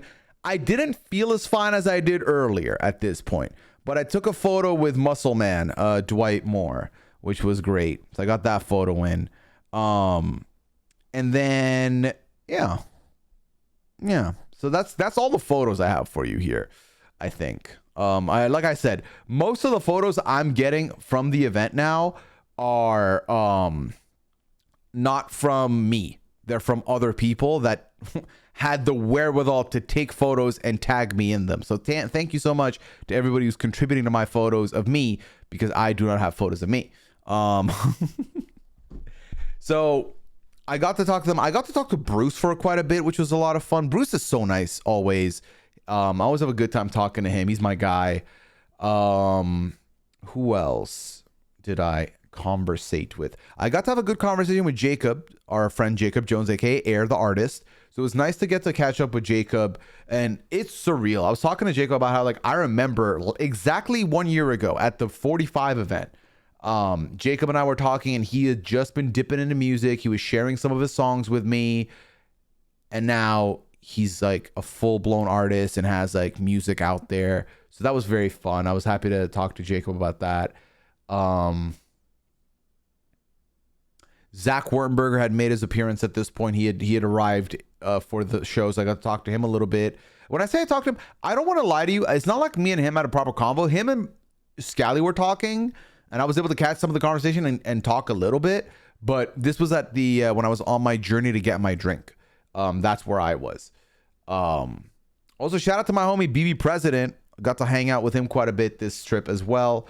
So I'm gonna fast forward now to the end of the night. Okay, so the thing with the after party versus like the Tuesday night, we're there for like a good like 5 to 7 hours, right? If you get there at 7, you leave at actually 5 to 7 is 5 to 7, about like 7 to. Do you have a picture with you and Taryn? I don't actually, because like I said, I remember to take photos. So unless someone took a photo of me, or there's a photo where both of us are in it, I don't. The EB president, exactly. He is great. He's great. And I already knew this, but I got to meet him in person. What was I saying? Yeah. So the difference is with the after party is a shorter one, because the podcast ends at like, let's say 10:30. By the time you get to the venue for the after, it's closer to 11. And these places, the latest they'll go is 2 a.m. Right? It's 2 a.m. So it's 2 a.m. They're shutting down. And people are like starting to funnel outside and stand outside. And the homie, B president, was like, food? I was like, dude, food. He's like, all right, there's a pizza place close by. Let's go. I was like, gotcha. And all I had to do was text Scally the spot. Because at this point, Beth has went back home. And Scally and I have to make sure we both get to Beth's place. So we leave. And I text Scally the spot.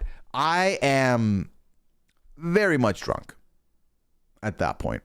Okay. When I tell you I'm like, I think this is the drunkest I've been at any of the events. By the time, like the last 30 minutes of the spot. But mind you, not drunk where I'm like blackout drunk. I still have my wits about me, but I'm definitely feeling the effects of the alcohol, and I definitely need food in me. Okay. So we get to the pizza spot, and it's you can buy a whole pizza or you can do a slice. And I'm like, okay, one thing you need to know about me, when I'm under the influence of liquor, I will indulge. So I was like, pizza, I don't know which kind I want. You know what? Give me one of each. So I got one pepperoni, one cheese, one of like the caprese one. I was like, I'm getting a little bit of everything. Okay. So I get my 3 slices and I sit there, and a bottle of water. I don't know how in the midst of the state I was in, I decided on water. I just knew that soda wouldn't sit well in my stomach. I needed water. So I get water. Why is it unhinged, Kay? What's so unhinged about my pizza choices? So I'm sitting there. I rip into the cheese pizza. It is heaven in this moment. In this moment, nothing else mattered to me. All that mattered was I was in my happy place. I'm hanging out with my friend here. We're having pizza. We're chatting. We're laughing. It's good. Maybe like 10 minutes go by, and the doors bust open to this place, and people start funneling in. And this is a lot of the people that were at the same place we were. Scally's here now, obviously. You've got Dwight, Taryn, Kevin Jacobs, Zach Wernberger, Omer. Bunch of patrons are there as well. Jake O'Kane is there. Like, there's a lot of people that have pulled up to the spot now to eat. And I don't mind them. Good for them. You know, they're getting food. I already got food. Good luck. I'm going to eat. So, ha ha ha. I'm drunk. I'm happy. I'm eating. Kevin Jacobs comes over. I'm like, you hungry? He's like, yeah. I was like, have a bite. So he took a bite of the pepperoni pizza. We're talking, whatever. Then out of nowhere, one of the employees of the spot comes up to us and says, we're closing. You need to go. I haven't paid attention to who got food, who didn't. Turns out most of them didn't get food because they shut down on them. So here I am with my food, big chillin'. And so I gave a slice away to Taryn, and I don't know what I did with the other slice. I gave some of my food up here because I felt bad. I was like, people didn't get to eat. I already got my slice, you know? But I remember Taryn took the pepperoni slice because I offered him the caprese slice. He was like, I'm good. I was like, you want the pepperoni? He's like, yeah. I was like, take the pepperoni. Yeah, when food and drunk me go together very charitably. I like sharing the wealth and sharing the food with friends. So then people start leaving. We see people vanish into the abyss. And I'm like, Scally, what do you want to do? Because I was like, let me be honest with you, man. I'm still hungry. Like, I need food still. And we know that unlike the night before, get a full pizza next time. You know what? In hindsight, I should have. But then if I had gotten a full pizza, Jordan, I think I would have still ended up where I am now because I would have given away more slices, you know? So it's fine. Scally hasn't gotten food. I want more food. The one slice was not doing it. And we can't do what we did the night before. We can't order food because Beth's asleep, Leon is asleep, and I'm not trying to make noise and wake either of them up. So Scally's like, I'm down to get food. And I was like, Scally, you tell me where you want to go. We'll make it happen. I'm glad you didn't down 3 slices of pizza, though. I could have. I didn't get to, but I could have. Lori, welcome. You made it to the bat. Hey. I'm happy you're having a good time. So I'm like, Scally, pick a spot. We're going there. He's like, Empanada Mamas. I was like, okay. Never heard of this place, but I can fuck with some empanadas. Let's do it. So we get in an Uber. We go to this spot. It's a 24-hour spot. It's like 3:30, 3:40. It's like close to 4 a.m. at this point. We get into the empanada place, the Scally spot. Yes. And Scally's like, I'm getting the buffalo chicken one. I'm looking at the menu and yeah, no worries. You're good. I'm overwhelmed. I did not know they have these many different types of empanadas. This is a brand new experience to me. And like I said earlier, you saw how I acted with the pizza where I couldn't decide and I took one of each. I did the same shit here. I was like, empanadas are going to be about like maybe this big. I'm getting 3. So I was like, let me get I got a buffalo chicken one like Scally recommended. And then I got a Philly cheesesteak one and a cheeseburger one. And did I not get a drink? I got a drink. No, I didn't get a drink. Did I get a drink? Scally, you were there. Did I get a drink? I don't think I got a drink.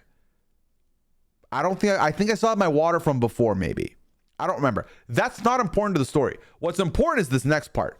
So I order my food. I get my order slip. I'm like, perfect. Food's coming. And I'm like, I need to go to the bathroom. So I leave to go to the bathroom. When I tell you, chat, I couldn't have been in the bathroom longer than 2 minutes. Maybe 3 minutes. It was called Empanada Mamas, May. Maybe 3 minutes in this bathroom. I do my business. I come out. And Scally's like, you missed a fight. I was like, what? I was in there for like 2 minutes. What do you mean I missed a... What happened? He's like, dude, there was like... It was like a full-on brawl. There's like blood on the floor. People ran out. I was like, what are you talking about? And like the way this place is set up is the bathroom. So it's like you walk in here, right? This is the entryway. You walk in and then you go this way. There's like a wall here. And then here it's seating. It's like all the seating. So Scally's telling me there was a fight here. I go here to look where the entrance area was.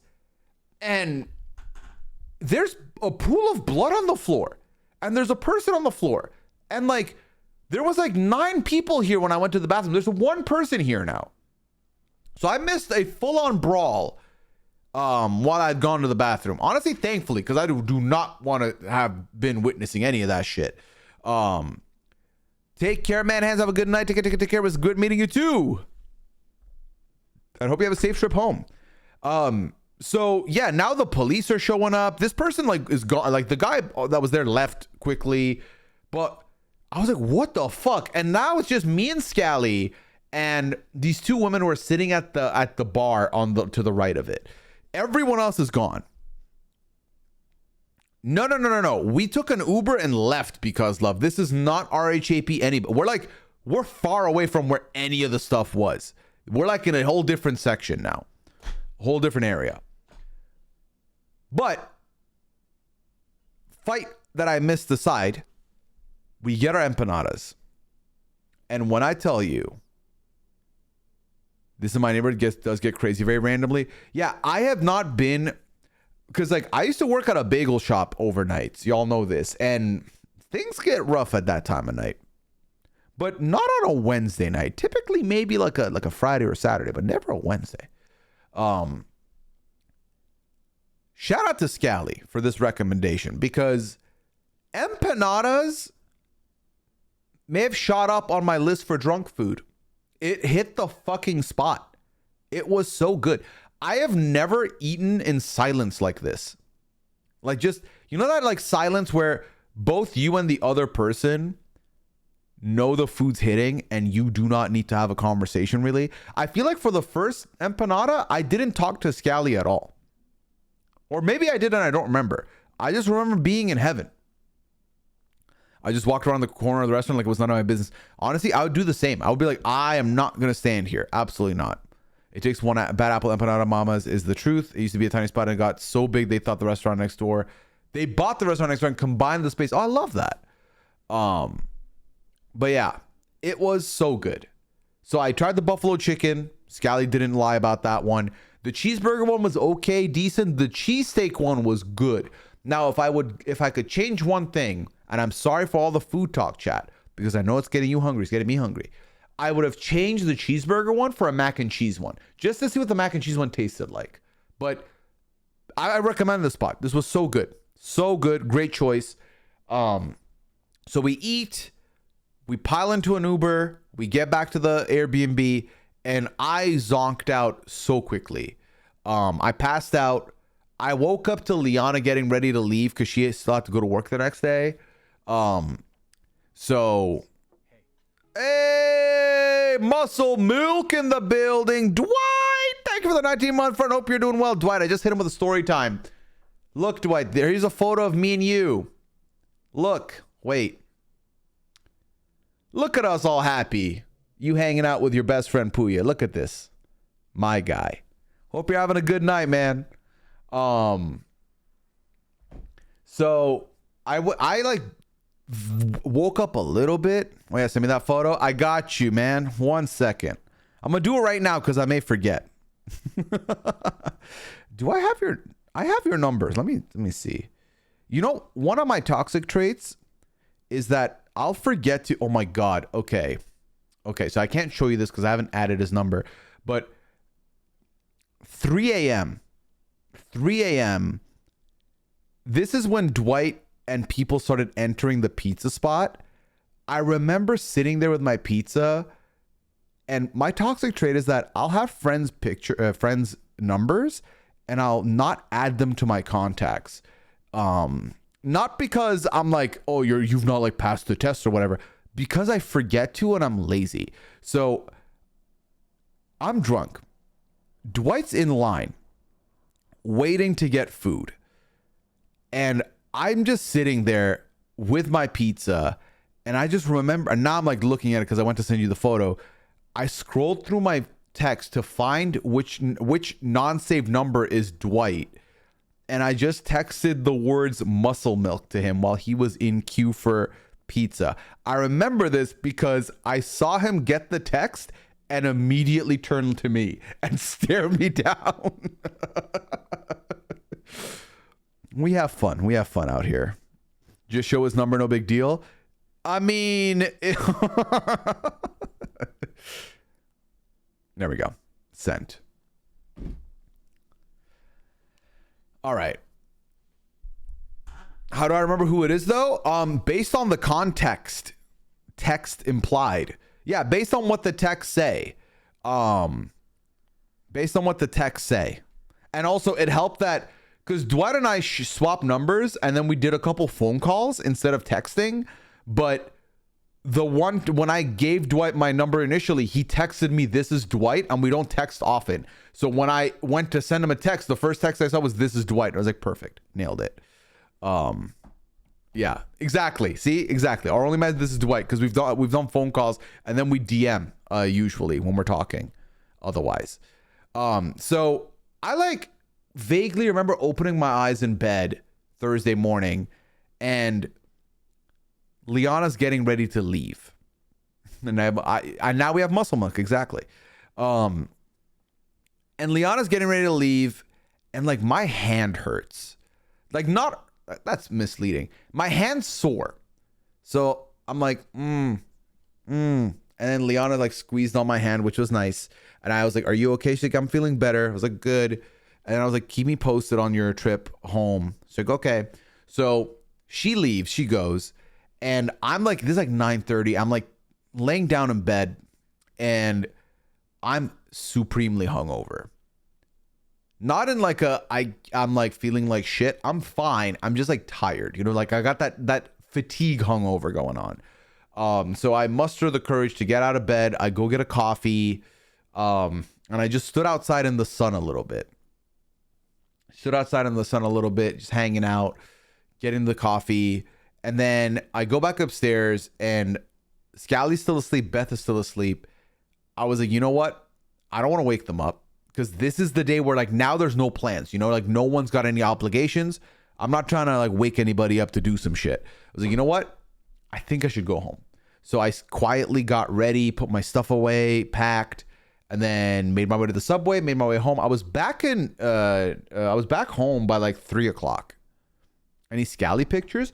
I think we have a group shot. If I remember correctly. Hold on. I think we have a group shot of us.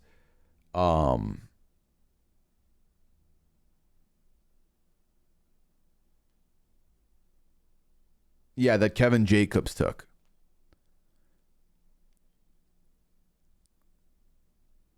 But yeah, this was like, oh yeah, and Dwight's in the back of this photo too. Yeah, look at this.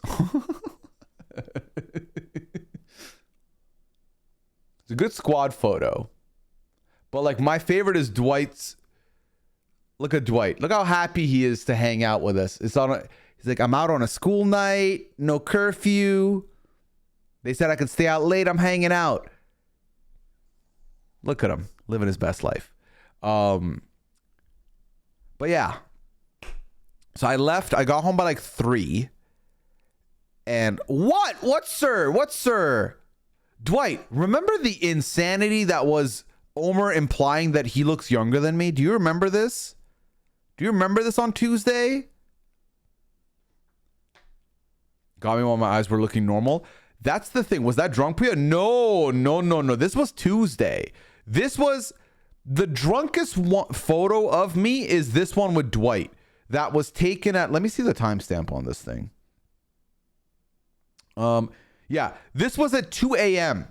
This is the drunkest photo of me, but I don't look that drunk. I look fine in this photo. There's photos where I'm sober that I look more like not, you know. Is Omer older? I thought he's 30 max. Omer is not 30 max. Omer is 1990. I'm 1992. Dwight is 25. I may have added a year to his age, but I think he's either 24 going on 25 or 25. Final answer. 24. All right, you're 25. Relax. So yeah. So that was the trip. I got back. Liana picked me up from the train station. We went and picked up some pizza because after I told her about the pizza story the night before, she was like, I'm craving a slice. I'm craving a good pizza. So we got some pizza, which was great. Yeah. In that photo, you look exactly the same as the photo in the theater with Liana. Yeah, so for context, so this was 2 a.m. and then this photo was taken at 7 p.m. This photo. If the light stops glaring on it, you can see it in better quality, but you're not. Nope, you can't. But yeah, I look the same in most photos. Sometimes I have a bit of a dopey face to me. But this photo was taken at 7 p.m. God damn it, this light's annoying me. 1 second.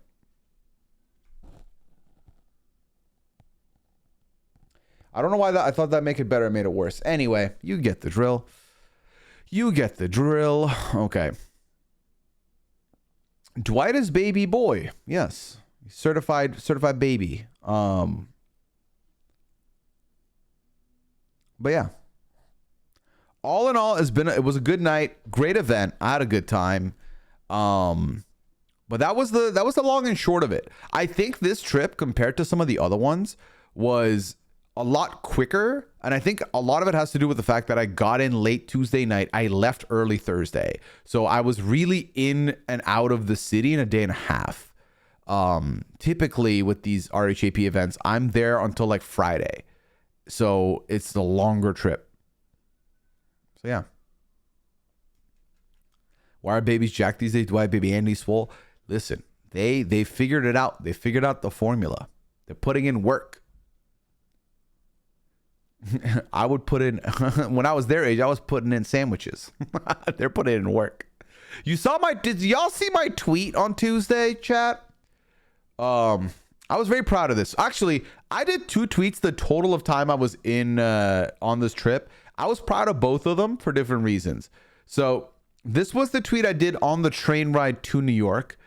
Everyone en route to New York City, Dwight Moore probably. See, all of us are just making it to New York and Dwight's working out. And this guy had the audacity to react like he's catching strays. Look at him. I'm catching strays while working on a random Tuesday afternoon. Oh my God. Working on them biceps and triceps. I got him. Got his ass. So there's that. But I was very proud of this tweet. So the title of the episode was The Scales Be Tippin'. And I made this joke with Liana on the walk to the theater. I was like, they call me Scales because I be tipping. And she was like, okay. And I kept repeating it. She's like, please stop, please.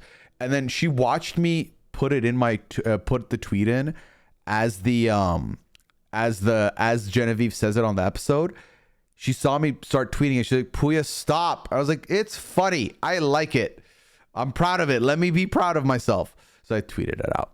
But yeah, I was proud of that tweet. Anyway, that was the complete story time of this turf chat. It was a lot of fun. It was a good time. I love going to these things for a combination of reasons. First of all, I get to see all my podcasts and friends that I play Goose Goose with and all of that like twice a year, maybe 3 times, depending on the amount of trips I go to. So that's one reason. The other reason is I don't really like in the city I'm in. I don't have friends here in person. So all my socializing happens online, which I'm completely fine with and I have a good time with. But it is nice to get some socializing in person as well. And people are so nice. I had 0 bad conversations. All the conversations were 10 out of 10 experiences. Tara says, so nice to see you, Pooya. Ugh, Tara, it was so great to get to talk to you and your friend extensively. We had a good time. I'm glad we got to have a conversation. And I'm glad we got to take a photo there because I don't think I really got to chat to you the night after. So I'm glad and I remember us taking a photo, if I remember correctly. It's funny, and you were definitely tipping because gratuities were automatically charged at all of the bars we went to. Were they actually? Because I gratuitied on the side. I tipped on the tip sheet. I didn't know they were... I tipped extra. Oh, they do call me scales then. They call me double scales, if anything. You be tipping. They call me scales. That's what I can say. Send you the pics. Sounds good, Tara. Thank you. Listen. Now, had I been in the gym the 2 days before that tweet? Yes, but that wasn't relevant. Yeah, okay, all right. Dwight. Oh, I'm Dwight. I take care of myself. They make fun of me for it. I was definitely tipping greatly. Greater than 2 tips, exactly.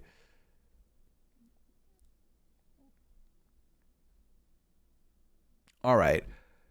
So we have 8 questions in the form. I'm going to go through these as well. If you have any questions about the trip, feel free to put it in the chat. I have no issues with it. Lori, I believe you're here. I did make one little boo-boo. In the midst of getting ready for leaving to New York, I left these on my desk, so I didn't take the pins with me. But hey, these pins are not going to expire. So the opportunity for the future will be there. The first I've learned of this. Yeah, Jofo, what I tell you, I was just trying to sign it and leave the bar. I didn't pay attention nearly enough. Nearly enough. Oh my God. All right, so first question in the forum tonight is, hi Pooya, do you post on any other socials besides Twitter? With their continuing bad changes, I might delete my account, but still want to follow you for your takes and posts about streams and Goose Goose. So if you're in the Discord, that's the other place that I will typically do communications. I will be very upfront. Right now, I'm pretty bad with it because I'm really only on Twitter. But in the event that Twitter's changes do cause a mass exodus and a lot of people leave it, I will diversify and not just exclusively post there. So I have no issue with that. Next time. Exactly, Lori. Next time. But yeah. Who has the best and worst chances going into Survivor Merge next week? I feel like...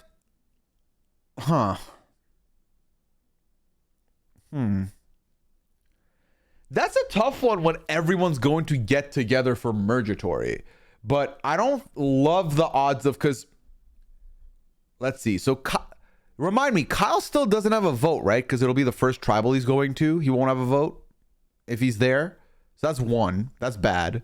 I don't love Rome's odds, potentially. It all depends on which tribe is going to buckle on itself. And I feel like Blue is the one with the most, like, beef at the moment, maybe. So that could be a possibility. But the best chance, I think there's a lot of people that are going to benefit. I think Caroline looks like she's going to be in a good spot. I think Teeny's going to be fine in this spot. Sierra is going to be completely set. I feel decent about Andy, you know. I feel good about Andy's odds right now too. So Nowhere Man, thank you for the prime. Appreciate you. Thank you. Oh, I remember talking to... So I talked to Teeny a little bit at one point as well, which was great. And then I talked to Rome. And I was like, Rome, did you see that they have your drink on? They have a drink with your name on the menu. He's like, yeah, what do you think I'm drinking right now? And he was drinking the hot apple cider. And I was like, man, bless him, because when I tell you, I was not gonna drink the hot cider, because I'm assuming the hot cider is actually warm, right? Not like it has a kick to it. It's gonna be hot. It's like, I can't do a hot beverage in this hot ass room.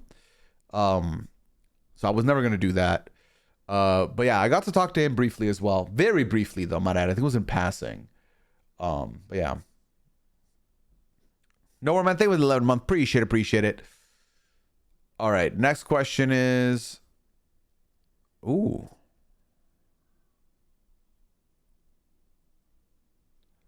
It will be hot. Yeah. See, I can't do that. You having a couple drinks for myself tonight? Enjoy, McKenna. Enjoy. All right, chat. What is it? 12:20? Chat, it's past midnight. I saw a phrase in this next question. It is an after dark question. Are you comfortable with answering an after dark question from the form? Yes or no? I felt most starstruck meeting Davey and also Adam from Jetlag. I got to talk to Davey a little bit, which was a good time as well. Adam from Jetlag was sitting directly in front of me. I don't think I spoke with Adam once. Did Adam show up to the after thing, Tara? We're ready? Go for it. All right, chat. Let's do this. Hey, Pooya. Thanks for having this forum open. I got you. I have a question, and I'm too afraid to talk to my friends about it directly in case they judge me. Well, you've come to the right place. We don't judge here. I've been dating someone new for a couple of months now. Congratulations. And they asked me to go with them to a group sex party. At first, I was hesitant, but now I think it might be fun. Do you think I should do it? I don't want to miss out, but I also don't know if I'll regret it forever if I do. I only have been with one other person before. Thanks again for your help, and thanks to the Less Than Two community. So, sounds like you're excited about it now. You think it could be fun. So what's the harm in going? Worst case, you don't vibe and you don't partake, right? You're just like, I'm good. I want to leave. That's fine to do. Or you go and you're like, you know what? This is a bit of me. I enjoy this. This is fun. I don't think there's any harm in going. If you don't fuck with it in the moment, you just dip out. You're like, nah, actually, no, I'm going to go get empanadas. I'm not trying to do this. That's fine, you know? So yeah, there you go. Did I miss the cat pics? Tori, cat pics were one of the first things we did, but it was very early on, so I'll show them to you real quick again. Here's a picture of the baby Pearl. Okay, taken earlier today. And here's a very rare picture of Clam in my room. There you go. Most of those parties are totally fine with just people just vibing. Yeah, there we go. Just talk to your partner about expectations, boundaries. It's okay to change your mind. That's exactly how I feel, Hannah. Because communicate to your partner. You're like, hey, just so you know where my headspace is, I'm down to give it a try. But if I don't like it, like, you know, this is how I feel. This is my conditions. And I think that's a fine way to go about it. I really do. Did you go to Arizona State or do you just love this hoodie? The Harvard of the Southwest? No, I've never been. I got this as a Christmas present from my in-laws because they live in Arizona. And I own quite a few university hoodies. I have a Yale one. I've never been to Yale. So they got me this and I like it. It's a comfy hoodie. Universities do hoodies good, man. They know what to do with the hoodies. The material is always great. They're good condition. So no, I just enjoy this hoodie. And I don't mind the colors either. But I don't know much about, you know, their sports teams or anything like that at all.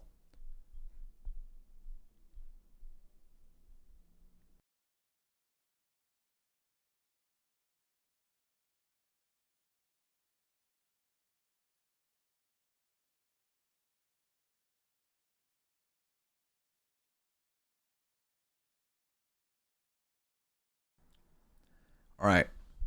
Have a safe word for an easy dip out. I love that suggestion, Bugbear. Pooya, why weren't you wearing orange? So I was not told to wear orange. That was not like a planned thing. I think some people wore stuff that was close to orange. Mari definitely came in ready to rep orange, which was lovely. I was not clued into the orange thing, but let me be very, very transparent with you. I had this outfit and I was not gonna not wear it. So I support my friend Asia, but I was not going to wear orange. Orange is not a good color on me, I find. I've not worn it often, but I don't love the way it looks on me. Some people can pull it off. Orange is not the color for me. You know what I mean? But yeah.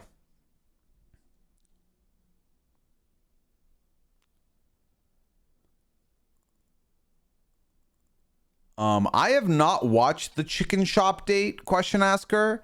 I'd have to watch it to see what it's like.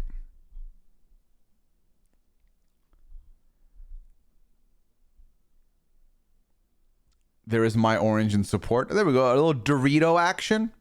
My favorite color. Purple is mine. Purple, red, and green are like my holy trinity of colors. Orange, I just never found it looked great on me. Although I say that, I've not worn it often. I feel like I've worn yellow now. I have a yellow hoodie that I wear. I look good in it. So maybe I should give it a try. Maybe I should. Try it and see.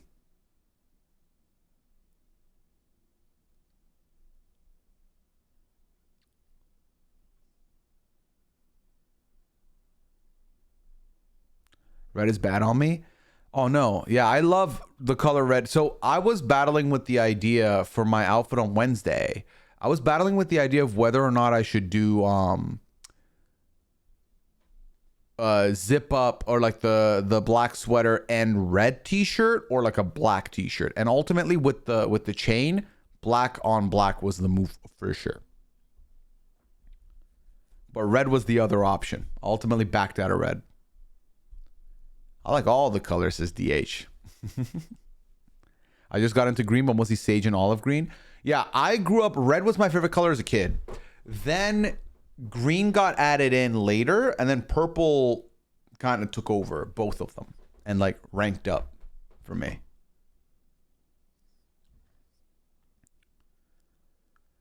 You mentioned in a previous stream that you liked Hunted when the US season happened. Have you watched the UK or AU versions? They're still going and there's barely any podcast recap content available anywhere.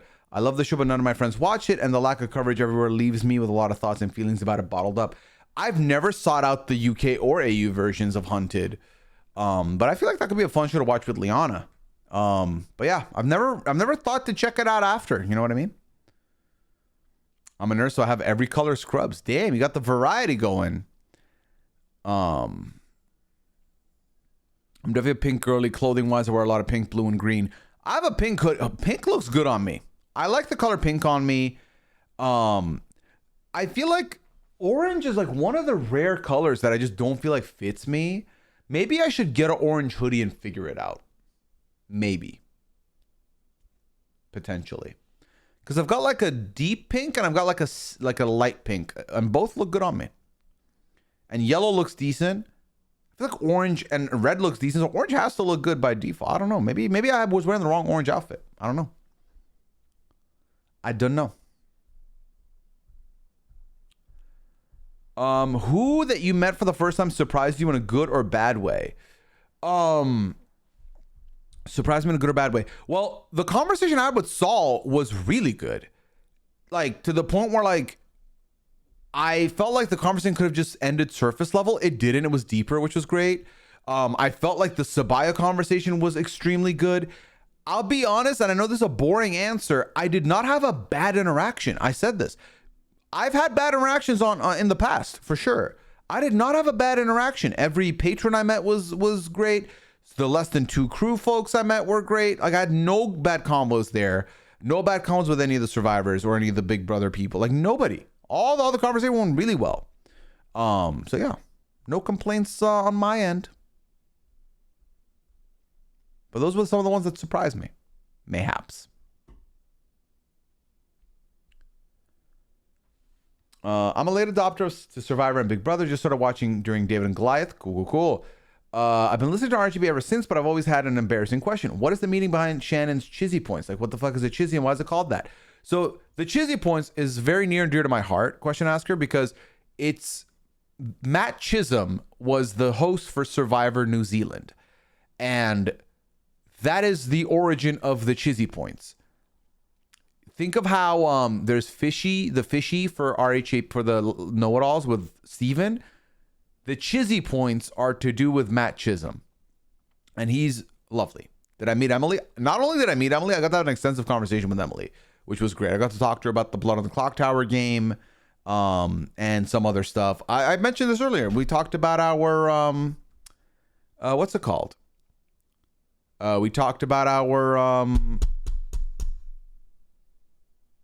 my relationship. I told her all about me and Liana and how we met. Tiana asked for a photo with me and then texted me. That's awesome, Tara. Yeah, I saw Tiana around. I saw that I didn't get to talk to TK. Like a lot of the 47ers I didn't talk to because I know, especially when it's their season, it's like they're like busy. But the fact that you got approached by them is awesome. And that was Shannon's first show to cover, right? That might have been Shannon's first show where she independently covered it. I don't remember exactly, but it was one of the first, at least. If not the first, one of the first. Who was your Survivor winner pick? What preseason was Tiana. I don't necessarily feel like Tiana's the winner at this point. And when I say necessarily, I mean, I don't think Tiana's winning this season. I don't know who's winning, and I'm okay with that right now. I think there's quite a few contenders still, and I'm not mad at it. I would hate if I already felt like, okay, it's this person winning. You know what I mean? So yeah, there we go.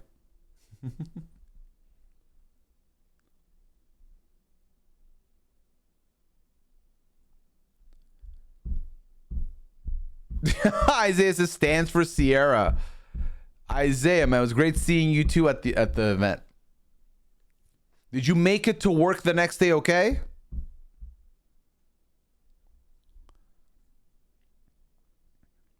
But yeah, a lot of the podcasters got up on stage and said their winners or who they were picking for a winner, and I was genuinely surprised.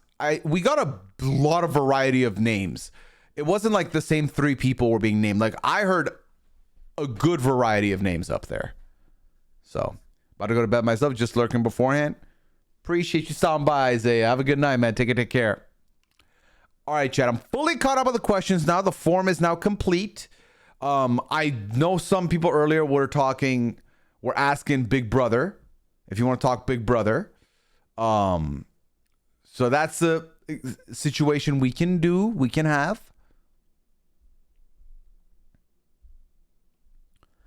If you would like. But we are fully caught up now on the questions. You can also still submit questions in the forum. All is good with me.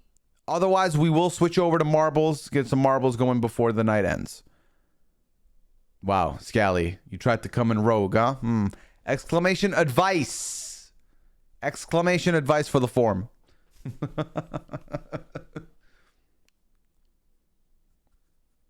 But yeah. And like I said earlier, where's the post-show drama from the cast of BB26? Well, like I said, I've not been around for like 3 days, so I'm not fully caught up on what's going on. I did see that I was one of the more recent follows for one Mr. Quinn, because someone took a screenshot of Quinn's most recent follows, and I was there, and there were definitely some people that weren't happy that I was part of those numbers. But hey, it is what it is. Okay. But no, we haven't gotten a chance to talk about that finale outside of the podcast, but I thought the finale went smoothly. I think the right person won. I'm happy with the winner. I think the winner ranks highly for me. I already talked about this on the pod though. All right, new question in the forum. How much is too much for a non-Lego boy to spend on a cool Lego set? If there's a Lego set that you're really into, I don't think there's a price cap. Like, let's say there's like a really one specific piece you want, and like you want for like to display in your room or to like put in a, like, you make it look good. $500 probably. You have to really like it for $500, but I think that's fair. Hell, 1,000 maybe. But as a non-Lego boy, I feel like 1,000 is a lot of money to spend on Legos, but also I know that there's probably sets that cost more than that. So I would say 500, but no price on what you like, you know?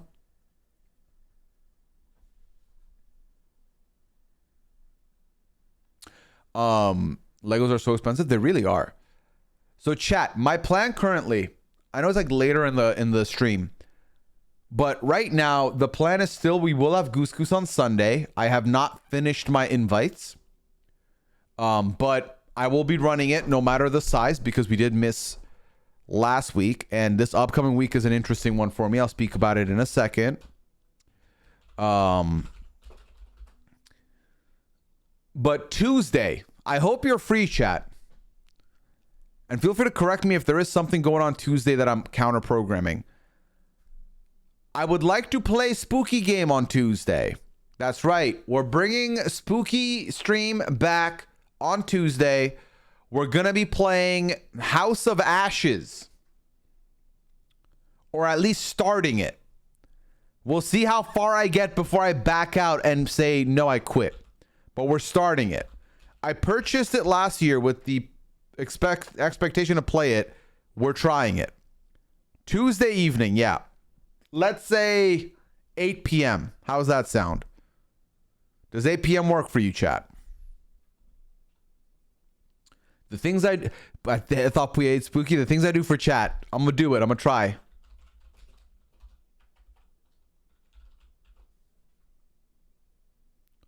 Also, I feel like I asked some people for Goose Goose on while we were in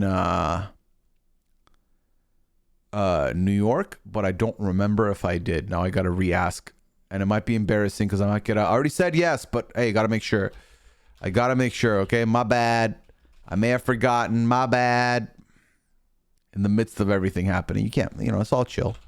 We don't judge each other, do we, friends? Tuesday, 8 p.m. Yeah. So unless there's anything else going on, which I think Tuesdays are out back open now with no Big Brother. So Tuesday at 8, we will play Spooky Game. We will either love it or we'll hate it, but we'll have fun trying it. So I'm not concerned. We will be good. Okay. So that's going to happen Tuesday. Now, the reason I said next week is a little weird. I'm actually traveling next week. I'm going to be... So my plan right now is to do the pad Thursday night and maybe earlier because I know Thursday night is still not a weekend for people. So I know there's some people that still have work in the morning. So I'm thinking of running the Thursday pad at 9 p.m. and doing the pad then because I'm traveling Friday and I'm going to be gone till Monday. So as of right now, there will be no Goose Goose and no pad Friday, Sunday, but there will be pad Thursday, Goose Goose video Sunday, unless I'm able to make Goose Goose happen. No, I can't do Goose Goose Sunday at all. Liana and I are going to hang out with the Peridiums. We're going to hang out with the Peridiums on that weekend. So I'm not going to be around. And going to go to my first ever NFL game. So that's why Sunday can't happen, even if I had access to a computer, because I'm not going to be home. So that be happening next weekend. So we're going to be doing that. So we'll do Goose Goose on Sunday, then Spooky on Tuesday, then Pat on Thursday, then travel, then back, then we do more. What game? I mean, whatever the game is where he is. I don't remember. I just know I'm going. Let me see. What is next week? Hold on. Sunday. Oh, there we go. Commanders versus the Bears. No, if it was Ravens, I would have known immediately, but it's not. It's the Commanders. Another Pat story time next week? Potentially. Yeah. Depending on what goes down, we'll definitely talk about it. Definitely talk about it. So yeah, Commanders versus the Chicago Bears. That's the one that we will be partaking in.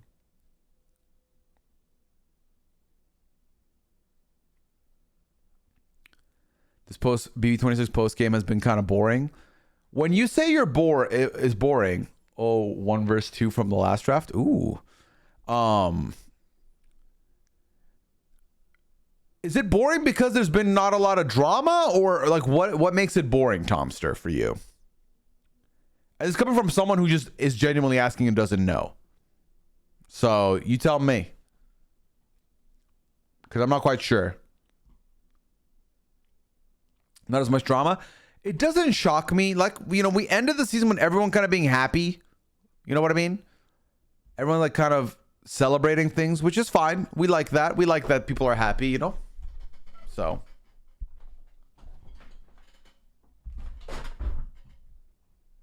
Yeah. I'm okay with it. I'd rather they be happy and we don't get drama. Because drama is like us getting entertained for other people's sadness, and that's not ideal in a situation like this, you know?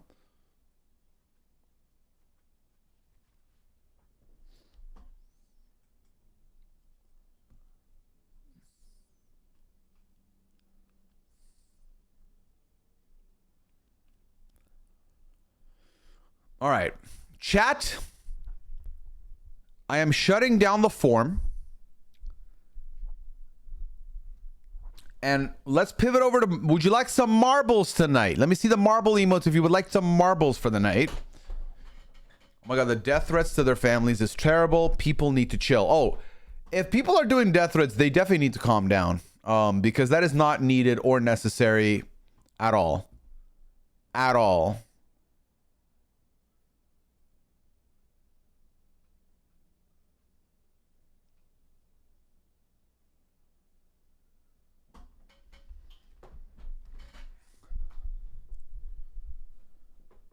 Because, like, bro, you watch the show. The season's over. Move on. Let them move on.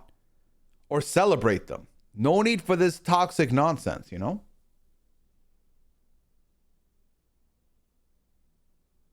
Ow. All right. I see a lot of marbles emo chat, which means we're going to rip some marbles. So, like I said, still doing Goose Goose. You did not before marbles. Have a good night. Take care, Shisco. Thanks for hanging out tonight. Appreciate it. I'm running Goose Goose on Sunday. That's happening.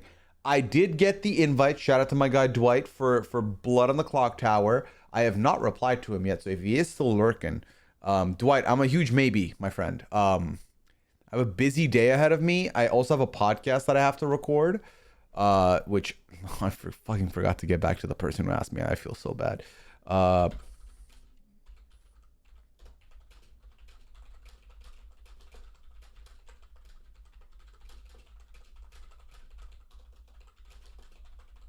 Let me just reply to that person real quick. I apologize, chat. Still, you know, still resetting. Still resetting. So yeah. We're still doing Goose Goose on Sunday. We're doing the spooky game on Tuesday. You might see me playing Blood on the Clock Tower tomorrow, depending. But as always, I will recommend one person and one person's page only. Our lovely storyteller, the incredible, the yoked, the jacked, the intelligent. How the fuck do you not raid? What's the other thing you shout out? Dwight Moore. There you go. So I'll be there. Okay. All right.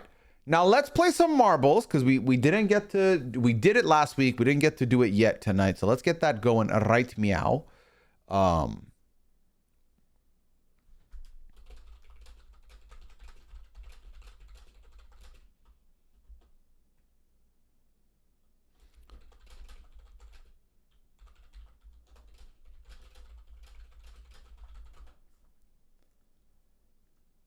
All right.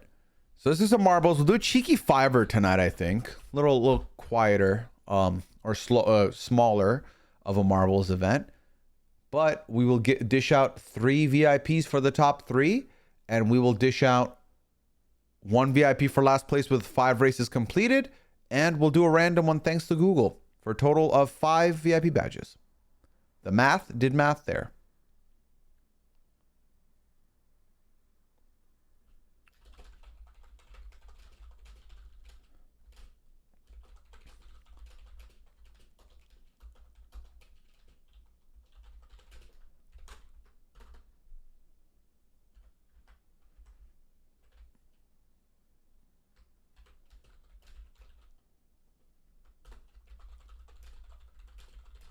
Yeah, quick math. You know how it is. All right.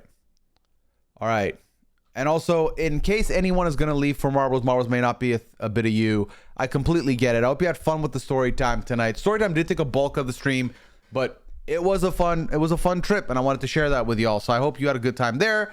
Sunday we do Goose Goose. Tuesday we do Spooky.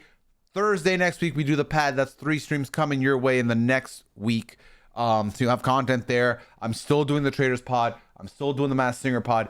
And for those of you that are still here,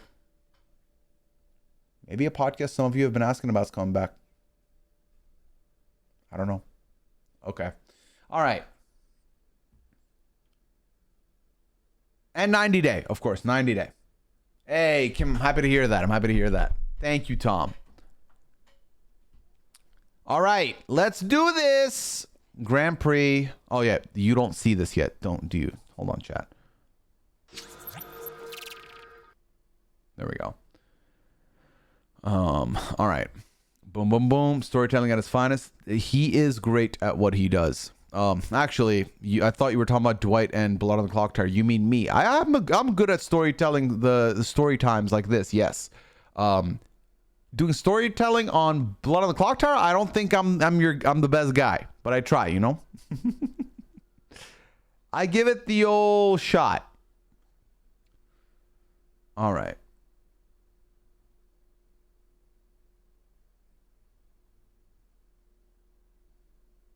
Oh, what a tune. All right, we're ready. 5 maps. Let's do it. All right, chat. It's time to wind down for the night. Exclamation play to get involved. To get ready.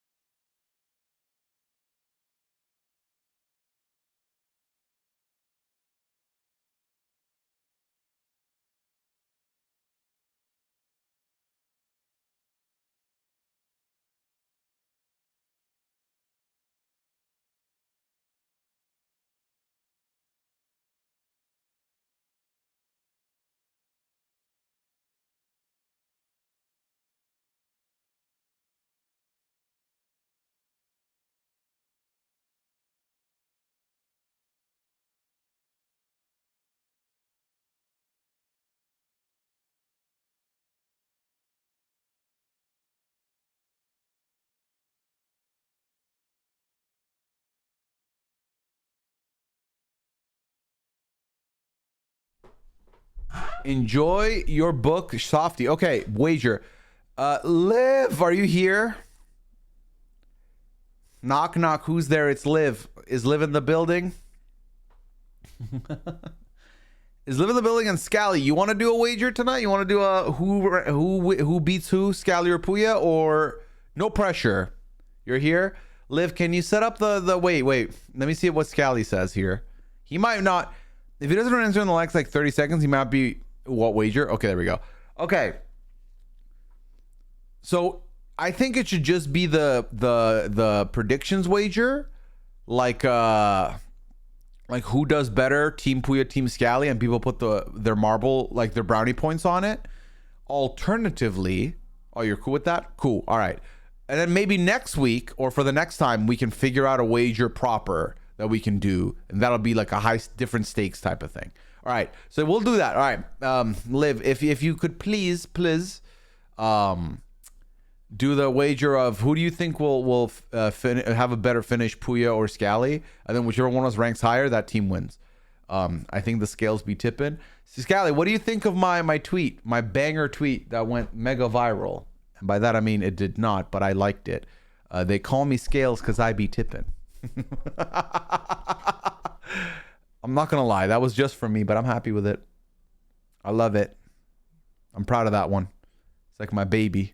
Also, I've not joined in yet, so that would have been embarrassing if I didn't join in. It was very good. Thank you, Scally. From the king of Twitter himself, by the way.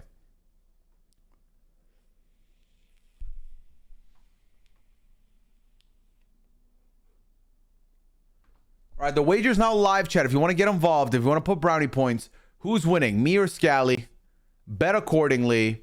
The bet will finish when the first race starts. So get it in now or regret it. This does give ample opportunity in case you wanted to join the marbles as well. You still have a chance. Exclamation play, and you're involved.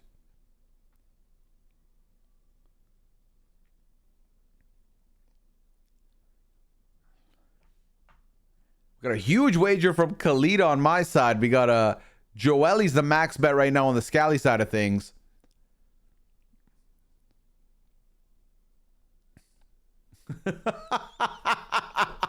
This guy's like, okay, people could pretend they think I'm going to win. Scally, bet on yourself, Scally. Come on now. Where's the Scally bet? Scally, they call me Scales because I be tipping the scale of this wager right now. You should put 100,000 on yourself. Back yourself.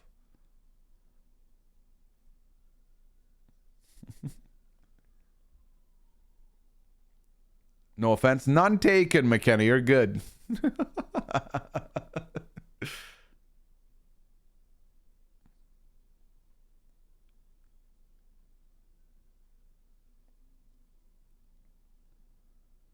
There we go. The scales have balanced out, chat. I'm gonna press start now. Good luck to everybody.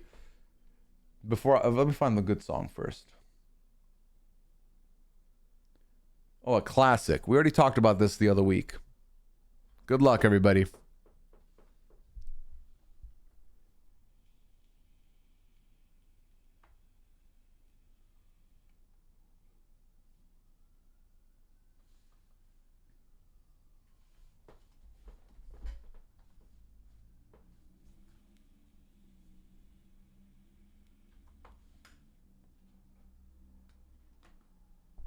Christine with the early lead here.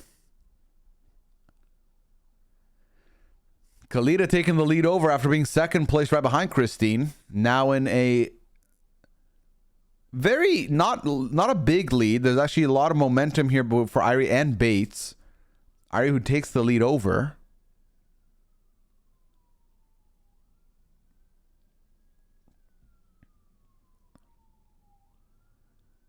Kalita takes the lead back. Oh, invisible thing that I didn't see earlier. Bugbear slowing it down.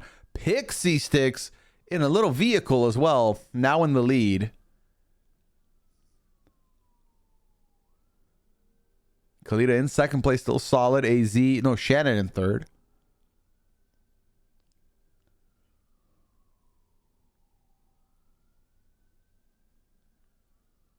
Oh, zooming in. Landing down the middle. That was easy. Oh, a little snowball slowdown. Lionel using that to their advantage, taking the lead right over. Kalita still holding down that second spot, though. Shannon in third.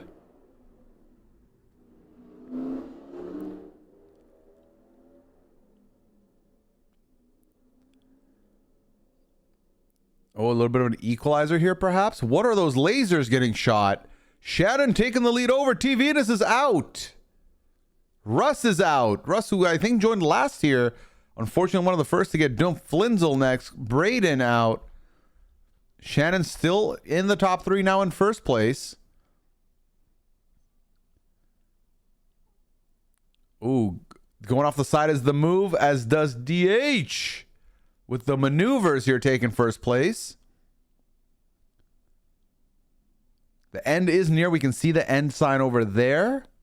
Just a little obstacle here now.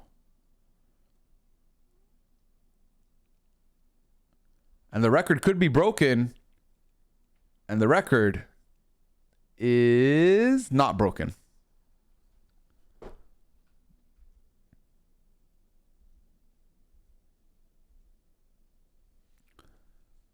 DH is your winner. Congratulations. Coming in second place, we got Athelia.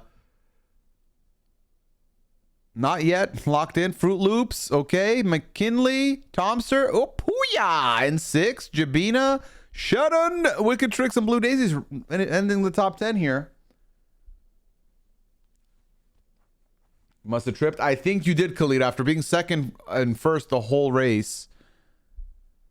Oh, there you are. You just finished now. Yeah, you got tripped up somewhere.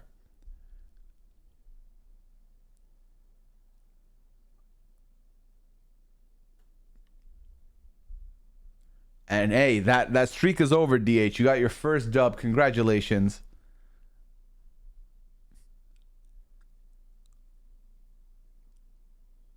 Ichiami trying to make it in before the Doomfire gets him.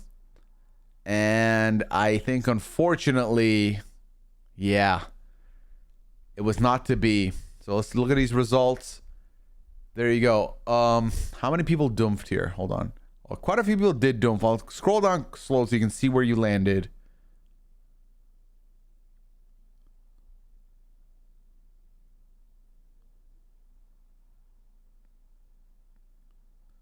All right, there we go. 44 completed. 54. 10 people doomed here. My marble ain't calming down. My marble chilling. My marble chilling like a villain.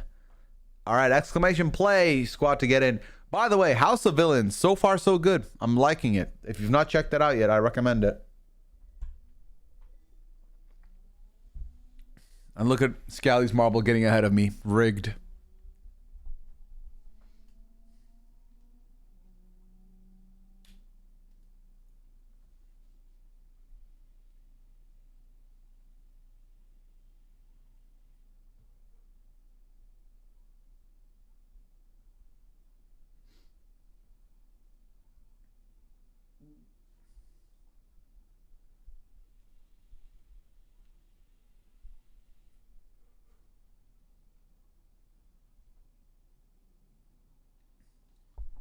Wow, Scally, really? We doing that? Okay, watch this.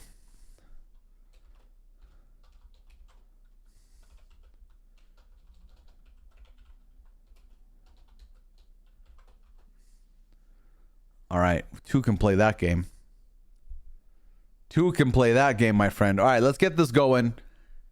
Last call, exclamation play to get in. Otherwise, we're about to kick it off now.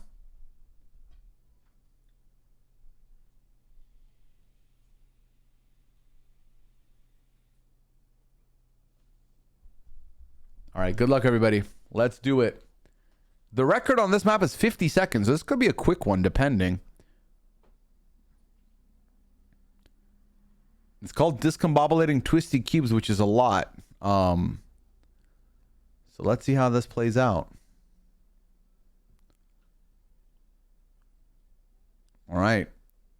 Big gap in the beginning. Big slowdown. Everyone's equalized. Wow, I literally fell to the last place somehow. I don't know how that happened. Liv is first, so you know it's rigged.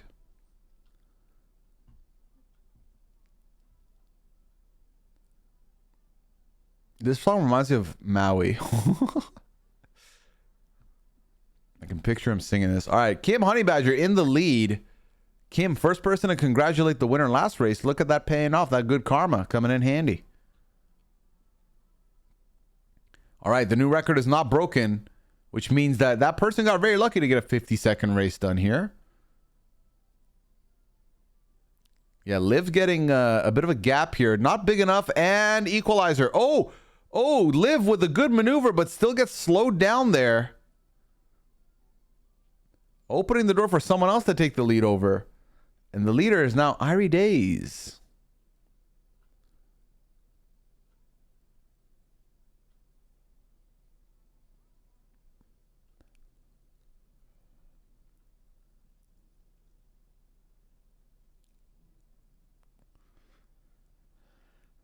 Well, you want to time me out, huh? Where's Mandy when you need her to keep order in this plot against me?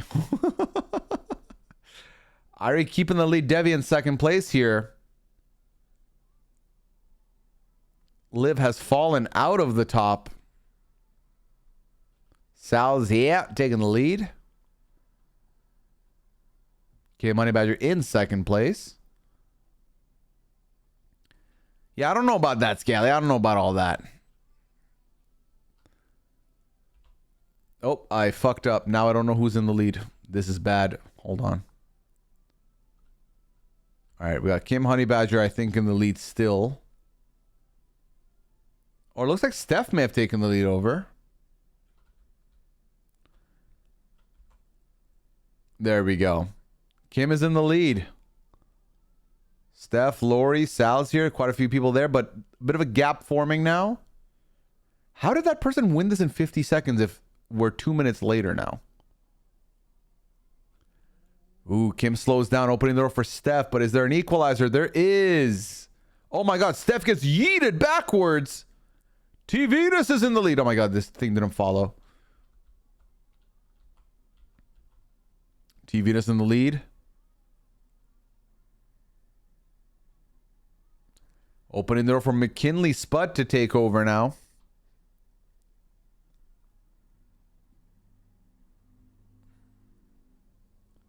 Another equalizer. Oh, this is diabolical behavior. Oh my God. Oh my God. I watched my marble dump. That is nuts what just happened. What the fuck? Who's in the lead now? I can't even tell anymore. There's people going this way, people going that way. Who's in the lead? Okay, Miss Americana won. I don't know what just happened here, but congratulations. Jabina taking second place. Oh, and a lot of dumps happening now. Flinzel taking third place, sorry. Oh, here come the rest of the group trying to finish here. The Doomfire is close, though. Uh-oh. Oh, my God. If this only ends with a top 3, you 3 might just be getting a VIP badge on default here. Athelia sneaks a 4th place, and we got a top 5, baby. I'm guessing one way you dump and one way you finish. That's probably what happened, yeah. The 5 of you are about to get hella points here. You might be finding yourself in a great spot. Everyone else, we took huge dumps here. Big dump energy. Let's go to the next map then. Either death or podium. Listen, that's a good way to be. Because just all you need is like 1 or 2 podiums and you're in the running. You know what I mean? Exclamation play chat for Tausta Hemo's Round Down Trouble. Ooh. This is a spooky one, chat. There's no record on this map, meaning no one's ever completed this race. So if you complete it, you've set a record.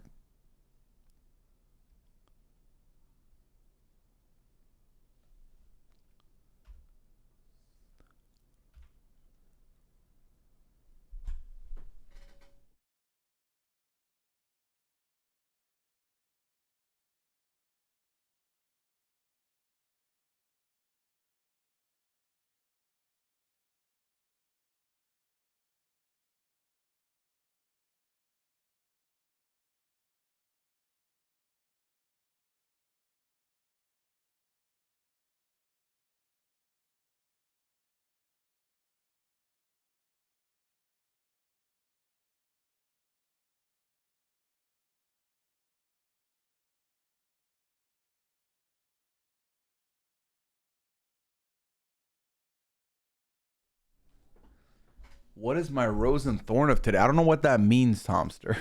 All right, we have 50 people in here. Let's get it going. Good luck, everybody. Yeah, is that a reference that I'm not catching? Maybe. Forval gets in with Under the Wire here, I think. Oh, yeah, or it just was made. This is true. The map could just be fresh and new. Well, Blue Daisy's in the lead right now. But you know how it is. The lead doesn't begin until you're in that hole. You're making haste. This is true. Rose is something good that happened and Thorn is something bad that happened. Rose today, getting to hang out with Liana. It was a good day today. Oh my God, Blue Daisy's got yeeted back to the front. What the fuck was that? Oh, but then goes, oh wow, okay. What the fuck is this map?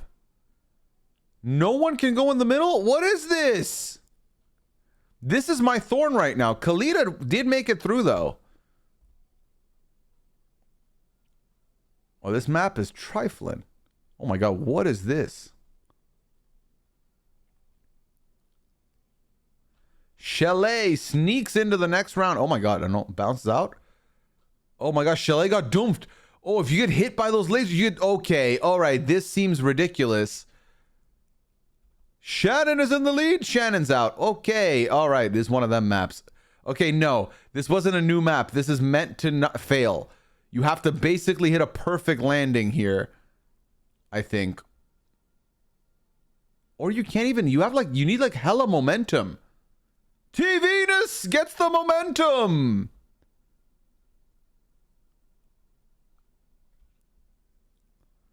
Liv gets yeeted. Oh, come on. Come on, you can do this.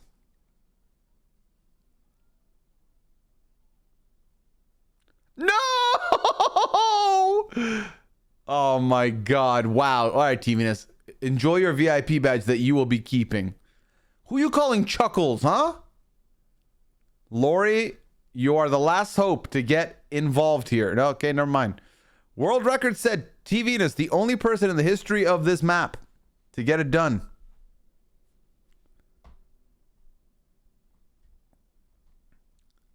And a huge win there. Record set. Everyone else did doomph. Sparkly Galactic Discovery is the next map. We got 2 more maps to go. A lot is at stake here. We're all playing catch up now.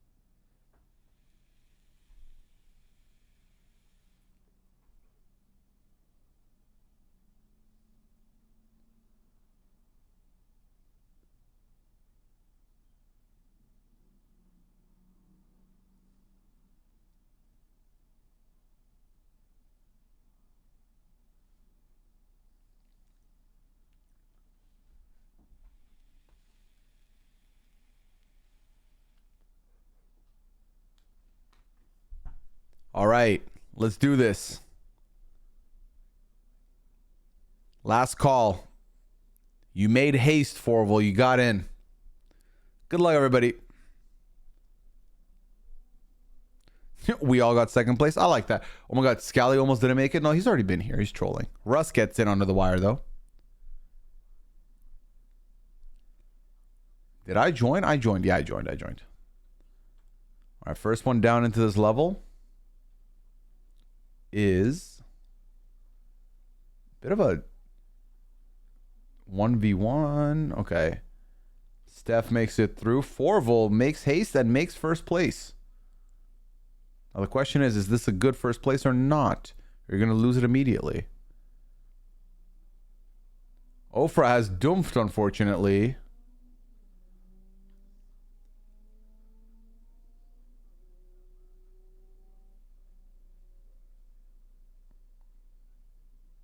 Miss Americana also in the position here. Oh, a couple bumps here. Who benefits? Miss Americana benefits. Actually, McKinley. Okay, who's in the lead? Are y'all in the lead? Yeah, I think y'all went a different way, and that's the lead right now. We got Sal's in the lead here. Shannon in second place. Genrads, McKinley Spud, Jabina.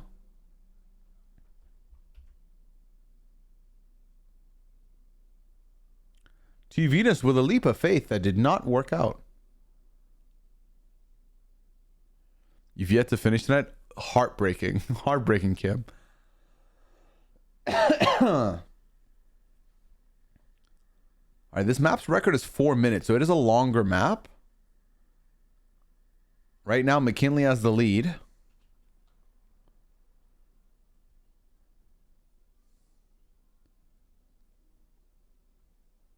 The middle is wide open, and the middle is still wide open, but everyone has to go backwards. Pink Poodle, though, takes the leap and makes it in.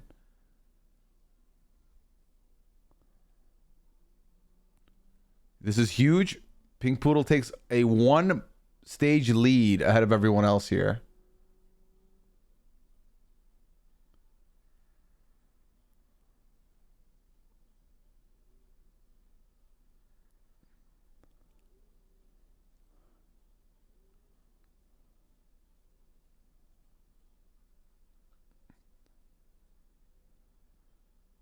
A 30-second blaze and 2 dumps. Hey, you finished once, which is a lot more than some, unfortunately, tonight.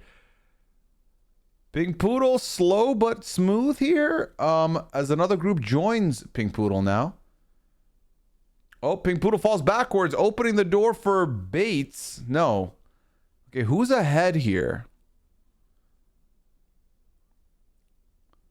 There we go. Okay, McKinley's in the lead right now. I don't like this. Scally's in the top 10 right now. So, marbles, let's fix that. Let's clean that up, please.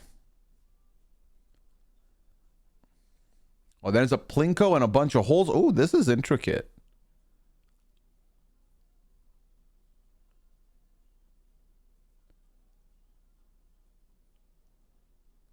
All right, let's see how the plinko goes for McKinley here. Relatively middle finish here. Perfectly in the hole.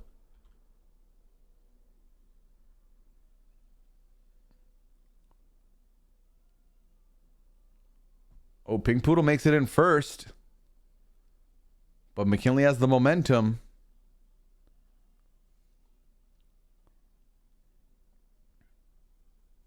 Lenny is our first dump. Oh my God, McKinley with a leap of faith lands it. That is huge, I think. Khalida has dumped. Genraz has dumped. Actually, I lied. I think there's been more than 3 dumps so far. Pink Poodle has become the latest victim of a dump. Shannon takes the lead. Oh, McKenna. Oh, McKenna took a risk and failed, unfortunately. As did Shannon. McKinley now the latest in the attempt here to win. And McKinley's your winner. Congratulations to McKinley. 12 seconds later than the record. Kitty Kelly, the next one, trying to break the, not break the record, but finish the race strong. Kitty Kelly has completed the race. Bates, Lori, Hannah, Sal's here. Rounding it up is Buggabear. Flinzel next in line.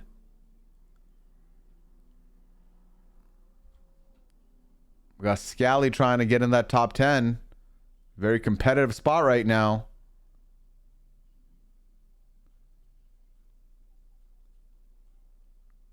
Opportunities there. Scally just has to grab it. And he does. Scally in 9th place. Congratulations. Uh-oh. I don't think I'm making it, chat. I think I'm about to get doom fired out of here. Yup. Sadly. Only 10 people completed the race. I think this puts Scally ahead of me. Only 10 completions is good for Scally here as we go into the last race of the night. What an unforgiving map that was. One more to go, chat. Legendary Captivating Danger.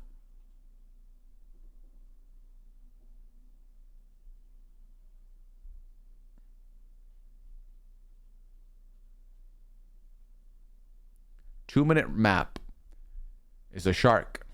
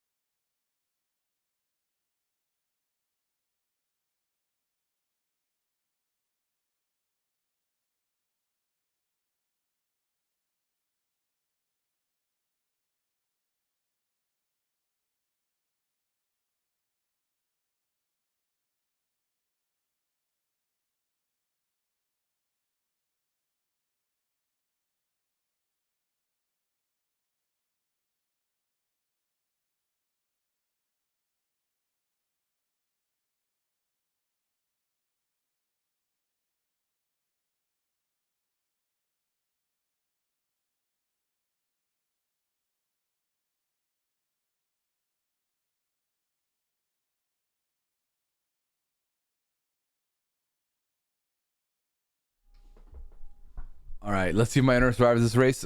Good internet vibes coming your way. All right, 50 people in it. Let's get it going. Good luck, everybody. Last race of the night. Let's make it count. Forval gets in again under the wire. Jesse, not Platt. Jesse, no. Good luck, everyone.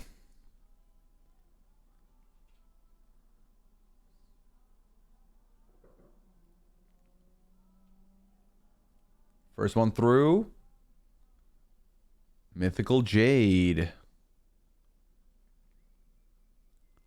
Oh, Liv takes an early yeet, but survives it.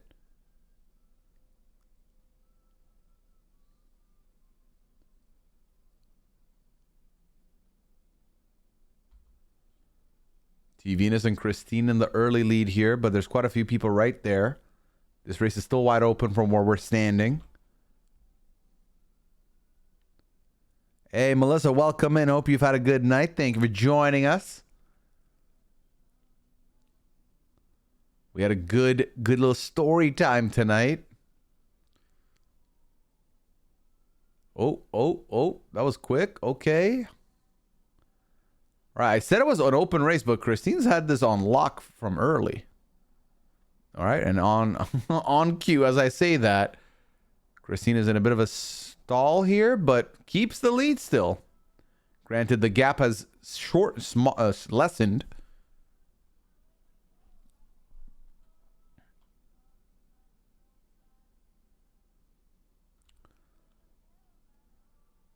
It's a 4-person race right now. TV is trying to sneak in, but gets stopped. Opening the door for Melody Nicole to take the lead over. Ambi now takes that lead over.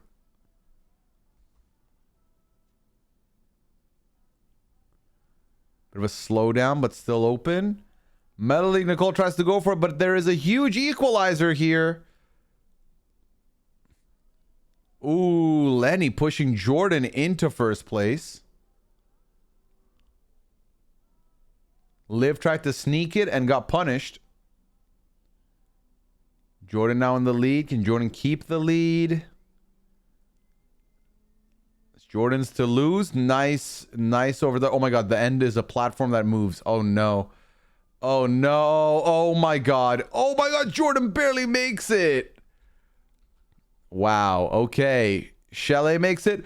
Oh, Scally, hold that on your head. Ooh, 3rd place podium, baby. All right. Hey, sounds good, Melissa. Sounds good. It was a good time. Fun stories. Oh my god. Oh my god. We're losing so many people because of the unforgiving plates moving. And Scally's the latest victim. Bye, Scally. Ha ha.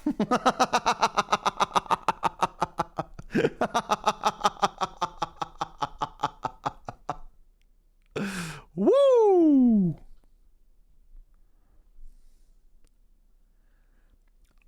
I would argue this, Scally. It's not done because you finished a race with 10 people in it only, which usually gives you more of a point. So it's not over until we see the rankings. Don't count yourself out yet.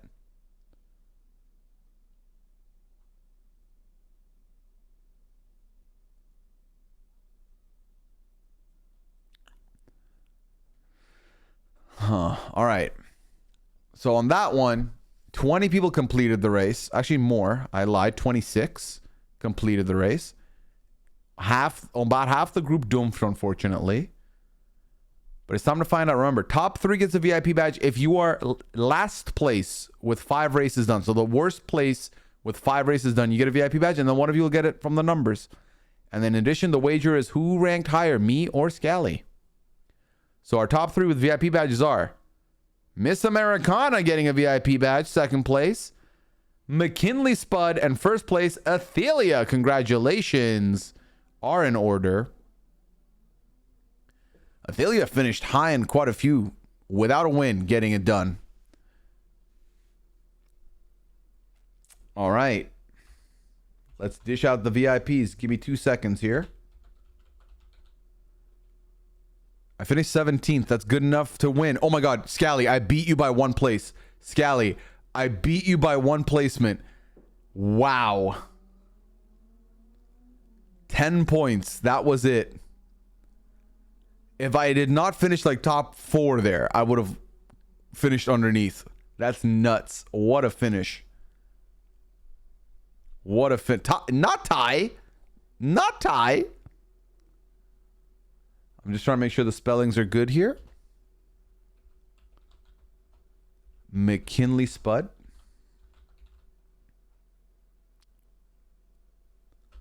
And Miss Americana. And then we're going to see where everything else landed. So we'll scroll down, see who the last place finisher is as well.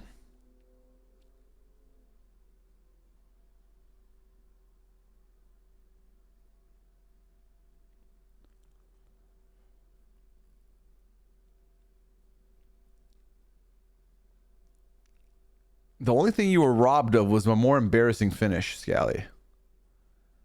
All right, and Memories, our last place finisher with 5 races done. Congratulations on your victory. Memories 0223. All right, chat. We got one more VIP badge in the chamber, and that is the random number generator between 4th place and 56th place. And the winner of that one, that coveted VIP badge, is lucky number 52, which is Ofra. Congratulations. We got Ofra 63. And you know what? Because it was a fun story time night, I'll do one more. Randomly generated number 46, which belongs to Kim Honey Badger. You said I didn't get to finish a race. And look at that. Look at that. It worked out. Javli, thank you for the 40th month. Appreciate you. A whole car payment. How you doing, Javli? Welcome in. Welcome in, welcome in. All right, chat. I hope you had fun. Like I said, I'll be back on Sunday with Goose Goose. I might make an appearance tomorrow daytime, on Dwight's stream playing Blood on the Clock Tower. So you can check out Dwight. Sunday, we'll have Goose Goose. Tuesday, we got Spooky Game coming in at 8 p.m. And then next week, special time for the pad. It'll be Thursday instead of Friday because it won't be in town after that. So I hope you join me then for that occasion. All right. I'm going to head out now. This has been delightful. As always, very thankful to have this lovely community. Shout out to the Lesson 2 crew. Y'all was so kind to me at the event. I had a good time. We'll be back soon. Take care till then. Have a good